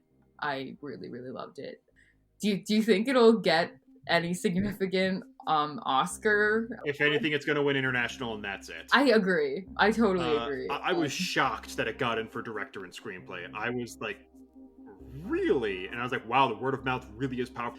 I'm in the cinephile like niche, so I hear this constantly. I just thought, oh, it's just my circle is really big on it, so therefore. But the big ceremonies, they are not going to pay attention. The fact that it did turn out, oh, this loud talk is reaching places. Okay, cool. Like, I'm really excited. I mean, we could hope for another Parasite situation where it does go the distance. I'm not seeing it. No. Parasite, like, the thing with Parasite is that everybody loved it. It was like one of those like thrillers that is long but not too long and has like this kind of like universal frustration that it maps out. It already has like been cinematic homages all over the place and just really action-packed and driven by tension. And I just think Drive My Car is just way too artsy and slow to. But the thing is, it's still about a universal theme, that being grief and moving on. And totally. But do you like the amount of people who like I've spoken to and are like, yeah, like, it was boring, or like, yeah, I didn't really get it. I'm like, that's just like a bit too divisive a response, I think, you know, whereas Parasite, I didn't meet one person who didn't like it, you know, it really felt like a phenomenon. But also, like, I think the Oscars can surprise us. Occasionally. It seems like it's only every other year that they do it, though. I know. Because we had like Shape of Water, we had Shape of Water in 2017, then we had Parasite in 2019, but yeah, I am really big on Park Yu-rim as Yuna, the deaf yes.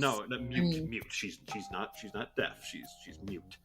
The scene in the park where they go out and start blocking a scene in like a little like One of the things I do latch onto with movies is performance. Since I have been dramatically trained, I like to keep an eye out for what is great acting, what really gilds and solidifies into something beyond just a performance, but into being another reality. And that scene where the two actresses share a moment, and while they're speaking completely different tongues in completely different dialects, they can't possibly understand what they have to base it entirely on rhythm and body language and the moment.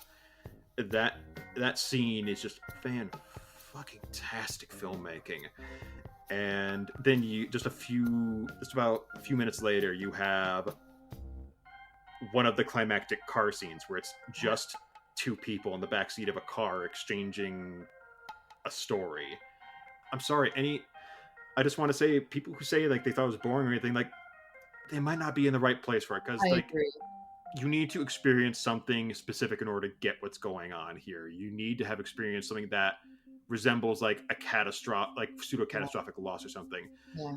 I've brought up Logan Kenny a few times. He has a phenomenal essay on Cinematary regarding his relationship to Drive My Car and how it helped him move on from something. I can share that in the notes for this show, but it's definitely worth a read. It is very personal, fantastic essay detailing. It even opened my eyes to things in the film that I didn't catch on to, because I'm like, oh, he caught that. Like, damn, I didn't think about that too fully. And it's like, yeah, Nishijima is fantastic, fucking phenomenal. It, again, the Oscars don't really mean shit at the end of the day, but it's like it's very telling that they will nominate this movie that is getting a lot of acclaim for it, but they will not nominate a single of the acting talents for anything. It's like I looked at the Oscar and it's like, yeah, the only one who's speaking in a language besides English is Penelope Cruz this year, and she speaks fine English. Yeah, well, it's because the performance actually transcended the subtitles for some people, apparently. Yeah. I'm with you on Drive My Car. I want to get my parents to see it. My parents have still not pulled the trigger on Parasite, but I'm like... Oh, really? That was one that I was easy to sell my parents on. Yeah, well, I'll get them eventually. But since we doubled up, you actually get to go again. So, will it happen again? Who knows? Okay.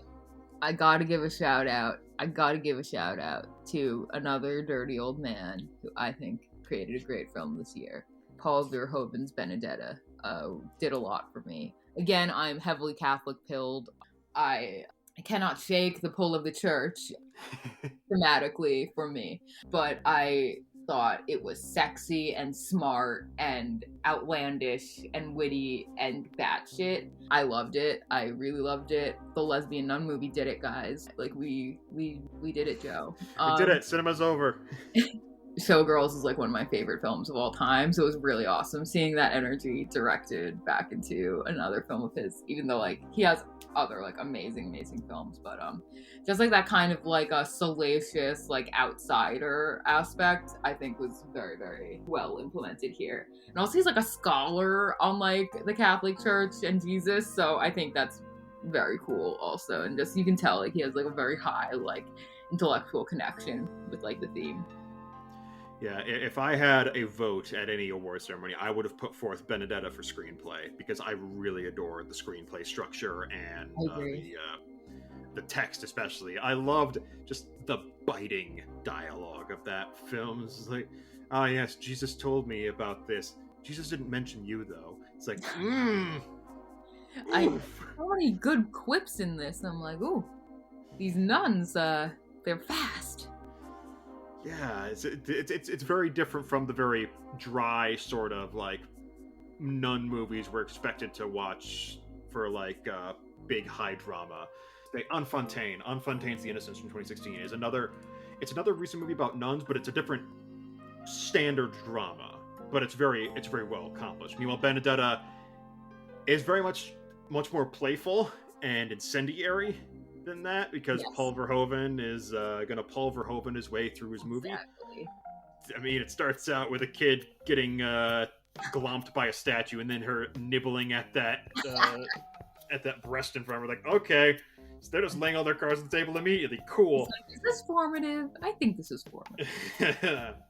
glorious Paul Verhoeven. It just missed out on honorable mentions, but again, it was a really good year for film. You're heavily Catholic, so it's going to ring true for you in several regards, and there's nothing wrong with that. We each bring our own personal experience. We're not all the same, and Like, I still I've been confirmed in everything. Yeah, Like, I I was in deep. All right, your turn. Next up on mine, I have The-Last-Duel. Oh, I missed that one too. Weirdly, Scott, I'm like the millennial who's like ruining his like theatrical earnings. I've missed both of his big movies this year. I only just caught up with House of Gucci. And we talked about Jared Leto earlier, and oh boy, speaking of bold choices in movies, but we're not talking about that. Last Duel, I went in kind of not seduced by the marketing. I'm like, it's a new Ridley Scott, I'll see it, but this trailer is like, it looks very stodgy and staid. Then I read about how this movie was going to be cribbing from Rashomon. I'm like, oh, you mentioned Kurosawa. I am in. And indeed, it is playing so much with that Rashomon formula, and that the first third is very much what you expect it to be. It's a very standard hoity-toity historical drama about I'm a good and honorable man. And then the second third kicks in, and the tone completely changes to where it's a bit more comic and wit injected into it compared to the first dry half. And then the third bit just throws everything up in the air and says, you know what, hell with this, we're gonna get excuse me for breaking out the dirty words, feminist in this movie. So yeah, God forbid, a lot of people are saying, this movie's written by men. It's like, guys, there's a third screenwriter right there, and her name is Nicole Holofcener. Please pay attention to the credits. And goddamn, I love the cast. I'm not surprised the Razzies nominated Ben Affleck for Worst Supporting Actor, because he does sort of pull the rug out from the movie where it's been very serious so far, and then Ben Affleck comes out with his like fucking Limp Bizkit hair, and it's like, hello there. Do you like my gown? It's exquisite. It's like, yes, give me more. He's almost like playing Michael Sheen's character from Twilight. He's kind of emulating that kind of performance and energy. Hell yes. Hell yes. Well, you've sold me.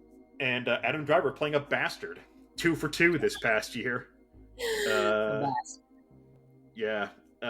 It's really fucking good. Jodie Comer, I need to seek out more of her work. I mean, I've seen Free Guy, but that feels like it doesn't really count.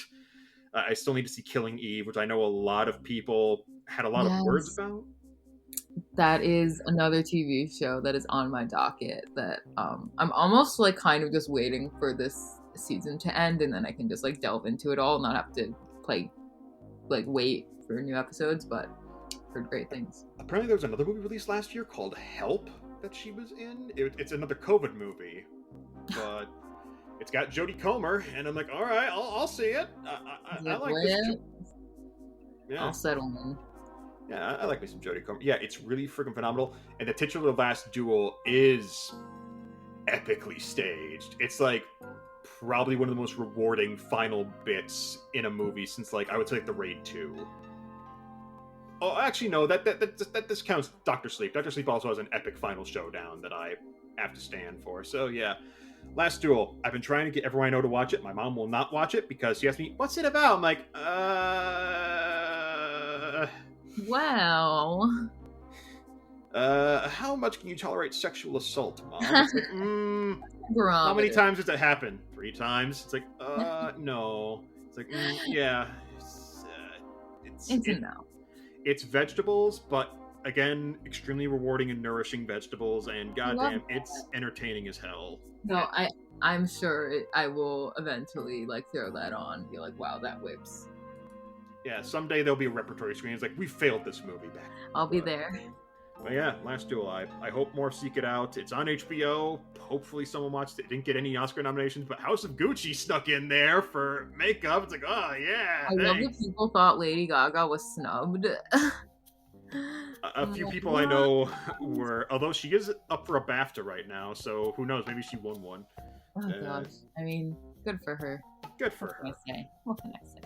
Yeah, that's me rambling about the movie about sexual assault. So let's, Natalia, you got any way to transition from that particular material? Not sexual assault, but sexual. Ooh. I adored The Power of the Dog. I have not been the biggest Benedict Cumberbatch fan, only because he's been in things that annoy me personally. So that's why I like haven't really given him a chance. And also like his name is Benedict Cumberbatch. Like, what did you want me to do? Watch that movie. I'm like, I love Jane Campion, and absolutely blown away by Benedict Cumberbatch's performance. One of the like scariest, most domineering performances that then turns around and makes itself like so devastating. And his accent, I really fell for that film. Kirsten Dunst getting her first Academy Award nomination with her partner. I know, how cute is that? That is so cool, so amazing. They all performed fucking fantastically. Cody Smith-McPhee also really stole my heart in that. I loved it. So fucking beautiful. It was a movie I was kind of like dragging my feet watching, even though I love Jane Campion so much, because I was like, alright, this is gonna fuck me up though, isn't it? But then like I sat down and I watched it, and like it did fuck me up, but then it still felt like a shot of adrenaline, you know what I mean? Instead of like massively depressing. So I really was a big fan of that. Really loved Jane Campion's direction. Honestly, like I feel like she's probably got the directing Oscar in the bag. In theory. Yeah, I mean, I'm secretly hoping for Hamaguchi, but I'm like, it's not gonna happen. I know. Or maybe she'll get... It'd be hilarious if Spielberg won this. You're like, really? That would be... Honestly, that would be hilarious. I feel like the Oscars have become like just like a very joke-laden ceremony. Like, I'm sorry, but last year, them saving Best Actor for the end, thinking it was really gonna go to Chadwick, and then all you see is like Anthony Hopkins' professional like photo shoot. Amazing. And amazing. Joaquin Phoenix there is up there holding the bag. Yeah, that happened. Good night. Like, that's what I mean. I'm like, oh, this is sad and disgusting.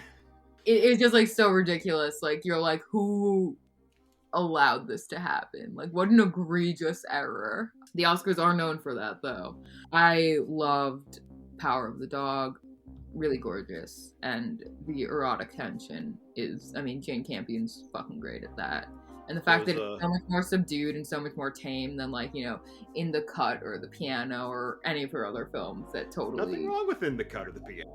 I just caught up with In the Cut last year, and I'm like... I love those films. I love them. Really good. They're both amazing. The Piano was like the one after AI that I saw in theaters. Again, like shout out to Momi's programming, because they're always doing amazing shit.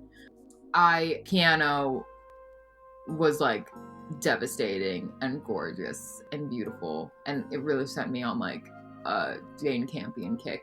So yeah, love that, love her. I'm glad that it was another hit. Yeah, I actually have a scavenger hunt this year, my Criterion Challenge, which I am watching. I put a lot of Jane Campion on there because I put Sweetie on there, and I put Angel at My Table on my list because I'm like, I need to catch up with Jane Campion. So, I love Angel at My Table. Yeah, I know they're going to be emotional investments. I'm like, all right, I got to prep for these movies a little bit. Yes. I haven't seen Sweetie, actually. It's one of those films I have been, like, dying to watch, but, like, because it's, like, from earlier in her catalog, it's kind of, like, it has always felt like more, like, pressing, like, works of hers have taken precedent. I heard amazing things about that, too, and Angel at My Table is also fantastic. So, highly recommend. I enjoy Power of the Dog, especially its visuals. I'm a big sucker for Fortean vistas of the West, and Jesse Plemons is really wholesome in that movie, and I'm like, oh, he's such a good lad. Treat him nice. He's a good man. Someday he'll get his due. Someday. When they make Joker 3 and have a new Joker and Jesse Plemons will be in there, and he would be a good Joker. It's a clever dude. I probably need to revisit Power of the Dog because I liked it. I didn't love it, but again, I really enjoyed aspects of it, and yeah, but it's still a phenomenal film, and it's totally worth seeking out for everyone involved. My mom also saw that. It's like, movie did things. It's like, yes, it did. It did do things. You know, it's funny because, you know, there was so much great stuff at the New York Film Festival this year, and I missed Power of the Dog. That was one that I was like, you know what? I don't know if I just necessarily need to see this, coming on Netflix shortly after the festival. When I finally got around to watching it, even like after I heard like mixed things about it, I don't know what it was, but it's just the acting and the chemistry like really did a lot for me. Oh yeah, performances can carry yeah. films. Yes, totally. And like I like the fact that the film like reverted my stance on Benedict Cumberbatch, like that alone, I had to give it props. Yeah, I've liked him on occasion. I really liked him in Tinker Tailor, but he's not the lead in that. So, yeah. Speaking of performances carrying movies, my next film I'm going to talk about is Fran Kranz's Mass, which I've heard amazing things about it, but I missed it. I've heard the performances, especially though, are phenomenal. Yes. That entire movie is the four leads, not aggressively, but it is a game of all of them playing, okay, who's going to walk away with an Oscar nomination for this movie? Because they're all firing on every cylinder. You have Martha Plimpton, like, goddamn, I miss Martha Plimpton. I want her to be in more movies again, goddamn it. Frickin' Jason Isaacs, who's always been a mainstay. He's just a solid as fuck performer, even when he's doing, like, kiddie, like, American shonens, like Harry Potter and what have you. Event Horizon, for those of my friends who enjoy that. Yes. Reed Birney, who's, again, really damn good. And then in the last 5 minutes, in comes Ann Dowd for the kill. It's like, ooh. I love Ann Dowd, and I will not lie that a lot of that comes from how fucking good she is in Hereditary.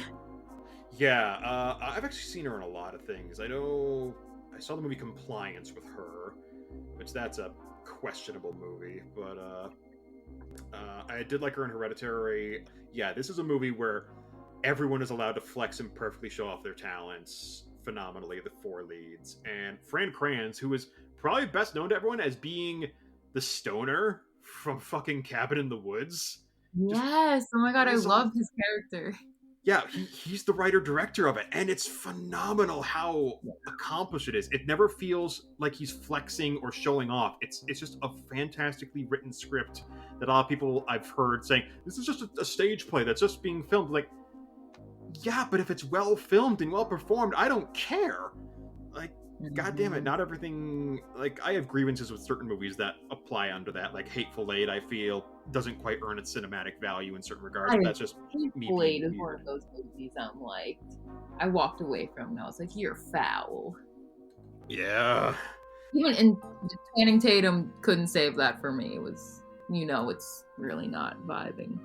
Yeah, but Mass does not have Channing Tatum. However, it does have four phenomenal performances and a just fantastic, devastating just approach to its film. I actually rewatched that on what I call a 5-star film day. We had 3 back-to-back movies where me and my roommate, we watched Mass, we rewatched Fellowship of the Ring, and then I talked him into watching my favorite movie of all time, Babe. And it's just... Yes. Not enough people have rewatched Babe, but yeah, Mass, it's freaking phenomenal. It didn't get any love anywhere outside of critics. And I feel that's unfair because while it does have some tough subject matter to delve into, it is performed with care and grace. It doesn't seem like it's actively grabbing for awards contention like a lot of extremely louds and incredibly closes would. It's very much playing with sublimation and subtlety and care that I feel needs to be given more often in film in general. A lot of people just try and hammer home points when really a soft touch will do. So yeah, Mass, Fran Kranz, I'm looking forward to whatever the hell he does next. Yes, I definitely need to catch that one. I've heard nothing. Like, literally one of those movies where I've heard nothing but amazing things, so... But I might hear amazing things about your next title, though. I hope so. I feel like I'm finally really getting to my actual favorite film, and I did mention it earlier. And was this your last pick? I guess I have 3 more, so I can just blaze through mine real quick. Yeah, do it. Yeah, I'll blaze through my next 2. Pig, phenomenal. Michael Sarnowski coming out of the water with, again, care and attention. And people riff on Nicolas Cage, but goddamn, when he gets in that right mode, he's one of the best actors working, period. Him and Alex Wolff have such great chemistry and repartee in that movie. It's phenomenal. Yeah, and the pig is adorable as fuck, and that makes the movie sting all the more. That honestly, like, I walked out and I was like, I feel numb. But like, cause like the whole time I'm like leaning over to my boyfriend and I'm like, I hope the pig's okay. I hope the pig's okay. But that movie was really good. Just barely made it on the short list for me, but I really vibed with it. I had a great time with it. In a righteous world, the performances would get some attention and maybe a screenplay nomination, but alas. My second to last I'll bring up, we were brought up earlier today on the call, Christian Petzold's Undine. It came to Chicago in 2020, but it did not get a wide release until June of 2021. And I just revisited it this morning. It's a 5-star film for me. First of all, it's 90 minutes. So, hey, perfect! Paul LeBeer, Franz Rogowski, and Christian Petzold have this just cinematic alchemy they're playing with in every one of their movies in each of their movies I've seen. And it's just so romantic. It's so ebullient, yet still, you can feel the fragility in this movie as it continues on. And it's one of my favorite types of movies where it reworks like a classic tale or myth or folk tale. Yes. But gives it a new, different life span. I loved The Lure from 2015. I love that movie as well. Yeah, I fucking loved that movie's approach to the fairy tale mythology it was playing with. I'm actually shocked they haven't made a movie or TV series out of the comic book Fables, which also plays with taking folk fairy tales and bringing them into a grounded reality of sorts. At least our grounded reality. Undine, fantastic. I cannot sing enough praises about it. More people need to see it, and a lot of people will be scared off by, it's a foreign film, and it's like, hey, come on, guys. Hell, the Hulu subtitles come with the parentheses cunnilingus noises on there. And I'm like, all right, nice. The Hulu operator is actually paying attention and having fun with these subtitles. I like it. Cool. Cunnilingus noises. Distinct. Martin Scorsese point screen. That's cinema. And, that is cinema. I'm sorry. You're right. I wish I could have seen it on a big screen. Yeah, that is a movie that I've heard so much about, and I've even delved into reading about a little bit because I'm so fascinated by it. But again, one I missed this year. But I mean, again, I've heard nothing but great things. The game of cinema is an eternal game of catch up. We're always it is catching seriously. Up on even Roger Ebert hadn't seen everything when he left the mortal coil. So, but yes, let us approach the cherry on your year 2021. Like I said, I mentioned this film earlier. I think it is amazing, top tier, beautiful. This is a 5-star film for me. Memoria. Fucking amazing. The movie that no one could see. Yep. Well, except me, and it's my number 1.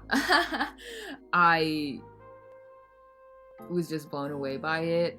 Tilda Swinton's performance, if we're talking about performances, is impeccable.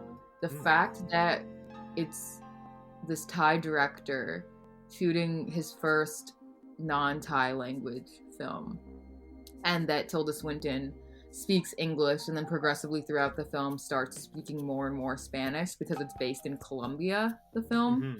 It is, I mean, I also, I talk about this, I love Spanish language used in film, and it's just very, very cool and refreshing to hear Spanish spoken by a technically non-fluent speaker who then, as the film goes on, their relationship to the language gets more interesting and develops and changes, and their abilities develop and become more fluent.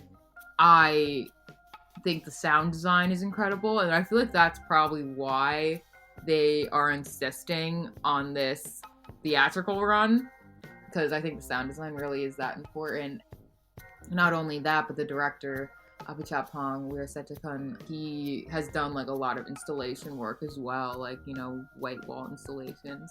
So I think that that idea of having your art displayed in a certain way under certain parameters is like a natural, not even natural, but just like an inclination that an artistic inclination that he's had before. So I think it makes sense, but it only makes sense if they actually do this rollout in way that, like, I feel like they started doing it in December, again, New York being the first stop, and then like I think by like January already it was like, okay, where is it? Nowhere. I mean, I could talk about so much more, but I thought Memoria easily my favorite film of the year, and I love Weerasethakul work in general.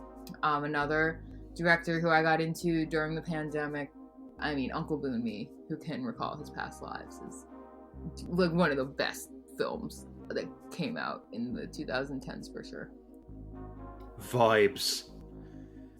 Pure vibe cinema, exactly. There's vibes. There's luscious, delicious vibes. I hold nothing against the film. I hold a lot against Neon for the way they advertise the rollout and it's stupid. It went against my personal philosophy with cinema, where I want everyone to be able to access films wherever they can be, because I feel limiting. I feel gatekeeping, and when I saw this rollout, I was like, this is the worst form of gatekeeping. Like, you can only see it if you're in a specific city. It's like, God damn it. Like, I'm sure it's great, and I'm trying not to, if I ever see that, let that color the film experience if I ever do get to see it. But it's like, just the way they handled it. I'm sure Weerasethakul didn't have the most say in that particular management of it. I'm sure he may have given them like a pointer or two, but I'm when I see it, hopefully I will not hold it against the film the way that rollout was approached.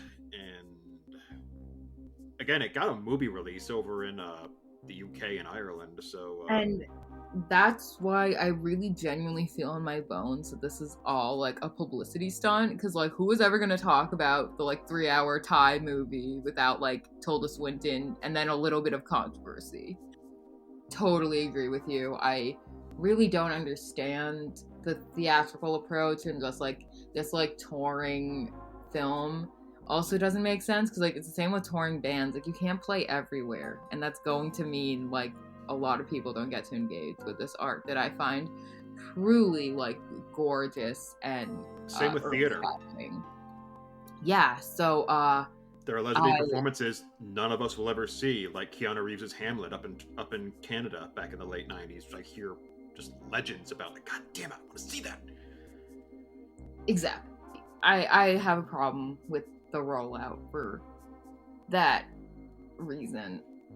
It's just a movie that I love, and I feel like everybody should be able to see, you know? So that immediately is going to like go against how I think this film should be consumed.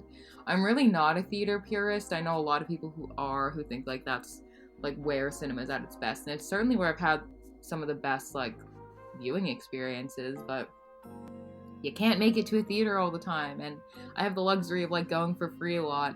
You know, there's a period where, obviously during the pandemic, like not going to a theater for like a year and a half, it's like, oh, this does kind of suck. I really don't think it necessarily is make or break for a film. I feel like that is something controversial to say. So whole theaters are like dying. There are certain films that I feel really only work on a big screen. Like, I would point out like movies like Gravity only really works on a big screen. Sure. Dunkirk also really only works on a big screen. And again, I've had some fantastic experiences in the cinema. Like, that's why I continue with this wretched hobby of mine, is because I've gotten those good hits, and it's like, oh, can I ever recapture that in anything? And I've rarely ever had that experience. But just tying it in, the closest I've come to recapturing that high in the cinema was one of the other first movies I went back to the cinema to see on April Fool's Day. My buddy and I, who are big anime heads, heard like, oh boy, they finally picked up a sequel to a series we watched. Let's go watch it. And that movie was Violet-Evergarden, the movie. And are you familiar with Violet-Evergarden? No, I'm going to say no. It's okay. It's very niche. We talked earlier about melodrama and how Yes, I do love melodrama. I am also a massive fan of melodrama, and Violet-Evergarden is Kyoto Animation weaponizing the melodrama against the Love it. audience. So the original story is the story of Violet-Evergarden, a child soldier in alternate history, like early 20th century Austria analog. Like it's very European setting, and it's like basically post World War I Austria, but in slightly different, like tangential world. As a result of her being a child soldier, her only language she was taught was violence. And as soon as she is dismissed from the military, she has to find a new purpose in life, and she finds that purpose by going to work for a post office, where the postal workers are employed as composers. Basically, most of the population cannot write or read, so they go to the post office and dictate what letter they want to send to the postal workers, and they will write it for those people and deliver them at their beck and call. Violet-Evergarden at the beginning of the show does not know what the words "I love you" mean, so she takes the job in her journey to figure out what that meant, because those were the last words her previous guardian, the Major, said to her before they were caught in an explosion and she woke up in a hospital bed. Now, the series has a beautiful arc for her discovering what basically pain means, because she was built as a weapon. She was built to be just a child soldier who only knew how to hurt, kill, and maim and achieve victory. But now she has to learn how to interact with people and deal with everyday slice of life shit. The series is devastating. It's 13 episodes. It's on Netflix. It's very easily accessible for most of us in the world. And there's even a couple extra bits. Like there's a special that's okay, and then there's like a sort of sequel movie that came out that's also pretty good. And then there's Violet-Evergarden the movie, which every one of us who is a fan, like, man, I can't wait for Violet-Evergarden season 2. And then the movie comes out like, we're never getting a season 2 because they just finished the story. God damn it! That movie had me bawling in the first 5 minutes because they referenced a particularly devastating episode in the series. Like they had a callback, like, hey, remember this episode? Then your mind goes, that was the episode with, oh no! And then it only gets worse from there. It's like, oh god, they're playing the hits, but they're playing them with a sledgehammer, and it hurts. No. It's just weaponized melodrama. It's Violet concluding her story by launching one last final search for the Major. A tale involving sick children, journeys to distant islands with war amputees. Just Fun. I want to say it's not miserable, but it is miserable if you watch a show. It's like, oh god, I remember that. That fucking it's what I call, it sucks in the best possible way. Yeah. It's like a great Victorian novel where this is horrible, but it's beautifully written and told. Totally. It's something that actively destroyed me, and my bestie and I sat there in the theater afterwards. We sat through the entire end credits silent, like trying to, because we were still there, masked and covered, and we're like, if I start crying, I'll probably ruin the mask, and I don't want to do that. But so I was just like holding it all in until we left the theater, and I just exploded. It's like the worst ugly cry in the parking lot. And then I sent my other bestie across there, like, hey, it's finally on Netflix. They finally put it on Netflix. Like, oh boy, I'll watch it. 2 hours later, in a live tweet messenger chat, he's like, how dare you? How dare you? This only sort of reminds me in like a very, very rudimentary way, but one of like my greatest first watches that I saw in a theater before the pandemic hit, I saw Come and See for the first time. Ooh. And that's another movie that's like devastating, but like it's so amazingly done. Like I'm so glad I saw this movie. Child soldiers, man. Yeah, the show most of the time avoids violence, though. It's mostly about emotional violence. Yeah. About like, yes, let's check in on this child with tuberculosis and his ailing mother. It's like, oh, damn you. Children. But it's really good. The show is really good. The movie just destroyed me, and that doesn't happen with me. I'm very jaded. I'm very broken as a person in the world, and this movie sort of smashed me apart again, but then slowly put me back together over 2 hours and 15 minutes. So I know it's not going to be for everyone. Everyone's like, an anime movie? What? No, I can't get into this. I have to watch like 13 episodes. Like, it's 13 episodes. Like, we all binge watched Squid Game earlier this year. Don't give me this. You can't watch so many episodes. And that's not a critique of you in particular. It's more just, I would hope people would seek this out, because I think Kyoto Animation, the studio, finally achieved one of their pinnacles of like, just it's a gorgeous film. It knows how to perfectly weaponize the magic hour as well in animation form. It's just gorgeous. And a lot of people, it's like, oh, their eyes are a bit weird. It's like, that's anime. I'm sorry, you're gonna have to get on board with this or not. Exactly. And I would actually say Violet-Evergarden is a very good entry point for an anime, because if you like melodrama, this is a melodrama. I was gonna say, this sounds incredibly up my alley. Yeah, it's historical. It's got a lot of great characters to bounce off of, and like the first like 8 episodes are each told from a different character's perspective, as like, okay, this weird girl showed up at work today, and it's like their perspective of Violet that day, and then like after that it then transitions to her viewpoint and the rest of her story. So I do think the whole saga is available on Netflix. In terms of access, you really can't get any better than that. Right. And it's my personal philosophy. I want things to be accessible. I think this is a great start for anyone to just get interested in melodrama and anime. And it also doesn't help that this particular studio, Kyoto Animation, this film is the last thing a lot of its staff worked on, because it was the victim of an arson attack back in 2019, which killed a good dozen of its workers who were in the middle of working on it. Oh my god!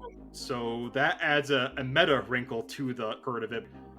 This is the legacy of several people who never got to see it completed, and that made it hurt even more watching it. They rebuilt, they came back, but I'm gonna be honest. If I had like a magical lamp that said, okay, you have to give up something you hold dear for your wish, like I would give Violet-Evergarden back to the void if it meant those workers could still have their lives. I mean, oh god, art isn't worth that in my opinion. But goddamn, this art still, that just makes it so much more entrenched in tragedy. Yes, and again, it never stoops to being misery porn, because it always has this wholesome, uplifting angle to it. It's like, yes, the world is full of disease and ravage and cruel people, but we are going to make it better by providing some kindness. And that's one of my philosophies, and that's why I love it so much. And I should hope, again, I hope I didn't just like pull a Jimmy Stewart and steal the show by revealing, oh, here's a secret backstory about this. It's such a, I felt like the whole story gives it so much more like chiaroscuro shading to it. There's so much going on in this, and that's why it's my film of the year. And it's probably not going to stick. Labyrinth of Cinema was close to edging it out, but rewatching Violet-Evergarden again and rewatching the movie, it's like, this destroyed me, but it never feels like it's being cheap. It never feels like misery porn. It feels like it's an actual thought out, completely planned melodrama. Like, but it's just perfect from top to bottom. And yeah, that was 2021 for me. It hurt, but there was also some very pleasant moments. Yeah, I'm once again want to thank you for coming on and talking just the things that made us happy for the most part, and a couple things that maybe weren't so great, but otherwise it's mostly a positive podcast experience. I mean, yeah. What a great way to wrap it up. Literally, you were right. Like, that is my anime recommendation. Yeah. I'm ready. Wrapping up, where can the masses find you if they wish to perhaps follow up on your particular voice on the Great Culture Exchange? Well, I am technically on Twitter. I cannot say I post anything outside of the work that I write. Not really on social media in a big way. But if you did want to follow my Twitter for the sole purpose of seeing when I post my like few times a week, like times my work drops, feel free to follow me at Natalia Keogan. They can follow your handle at Paste as well. That's true. I do reviews and essays regularly for Paste every month, at least once a week. I'm writing something there. And in the meantime, you can follow the show at brettroculture on Twitter. I can be found at Wheezy_Luigi.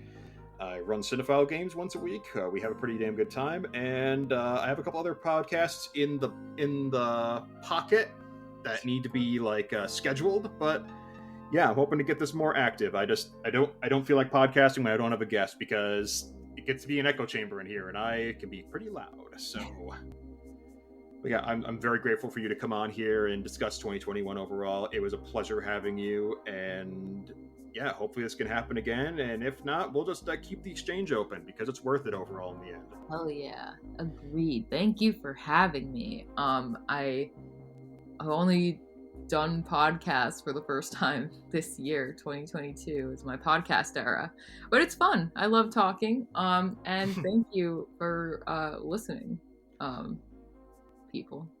Indeed. We'll be back soon. And in the meantime, get that 2022 off to a good start. Go watch Kimmy. Peace and love, people. Do it. Thank you so much for tuning in to this very special episode of Retro Culture. The music within was Ted Atking and Alan Fayange's Top Night. Be sure and stay tuned for more Retro Culture goodness coming down the pipeline. In the meantime, enjoy 2022.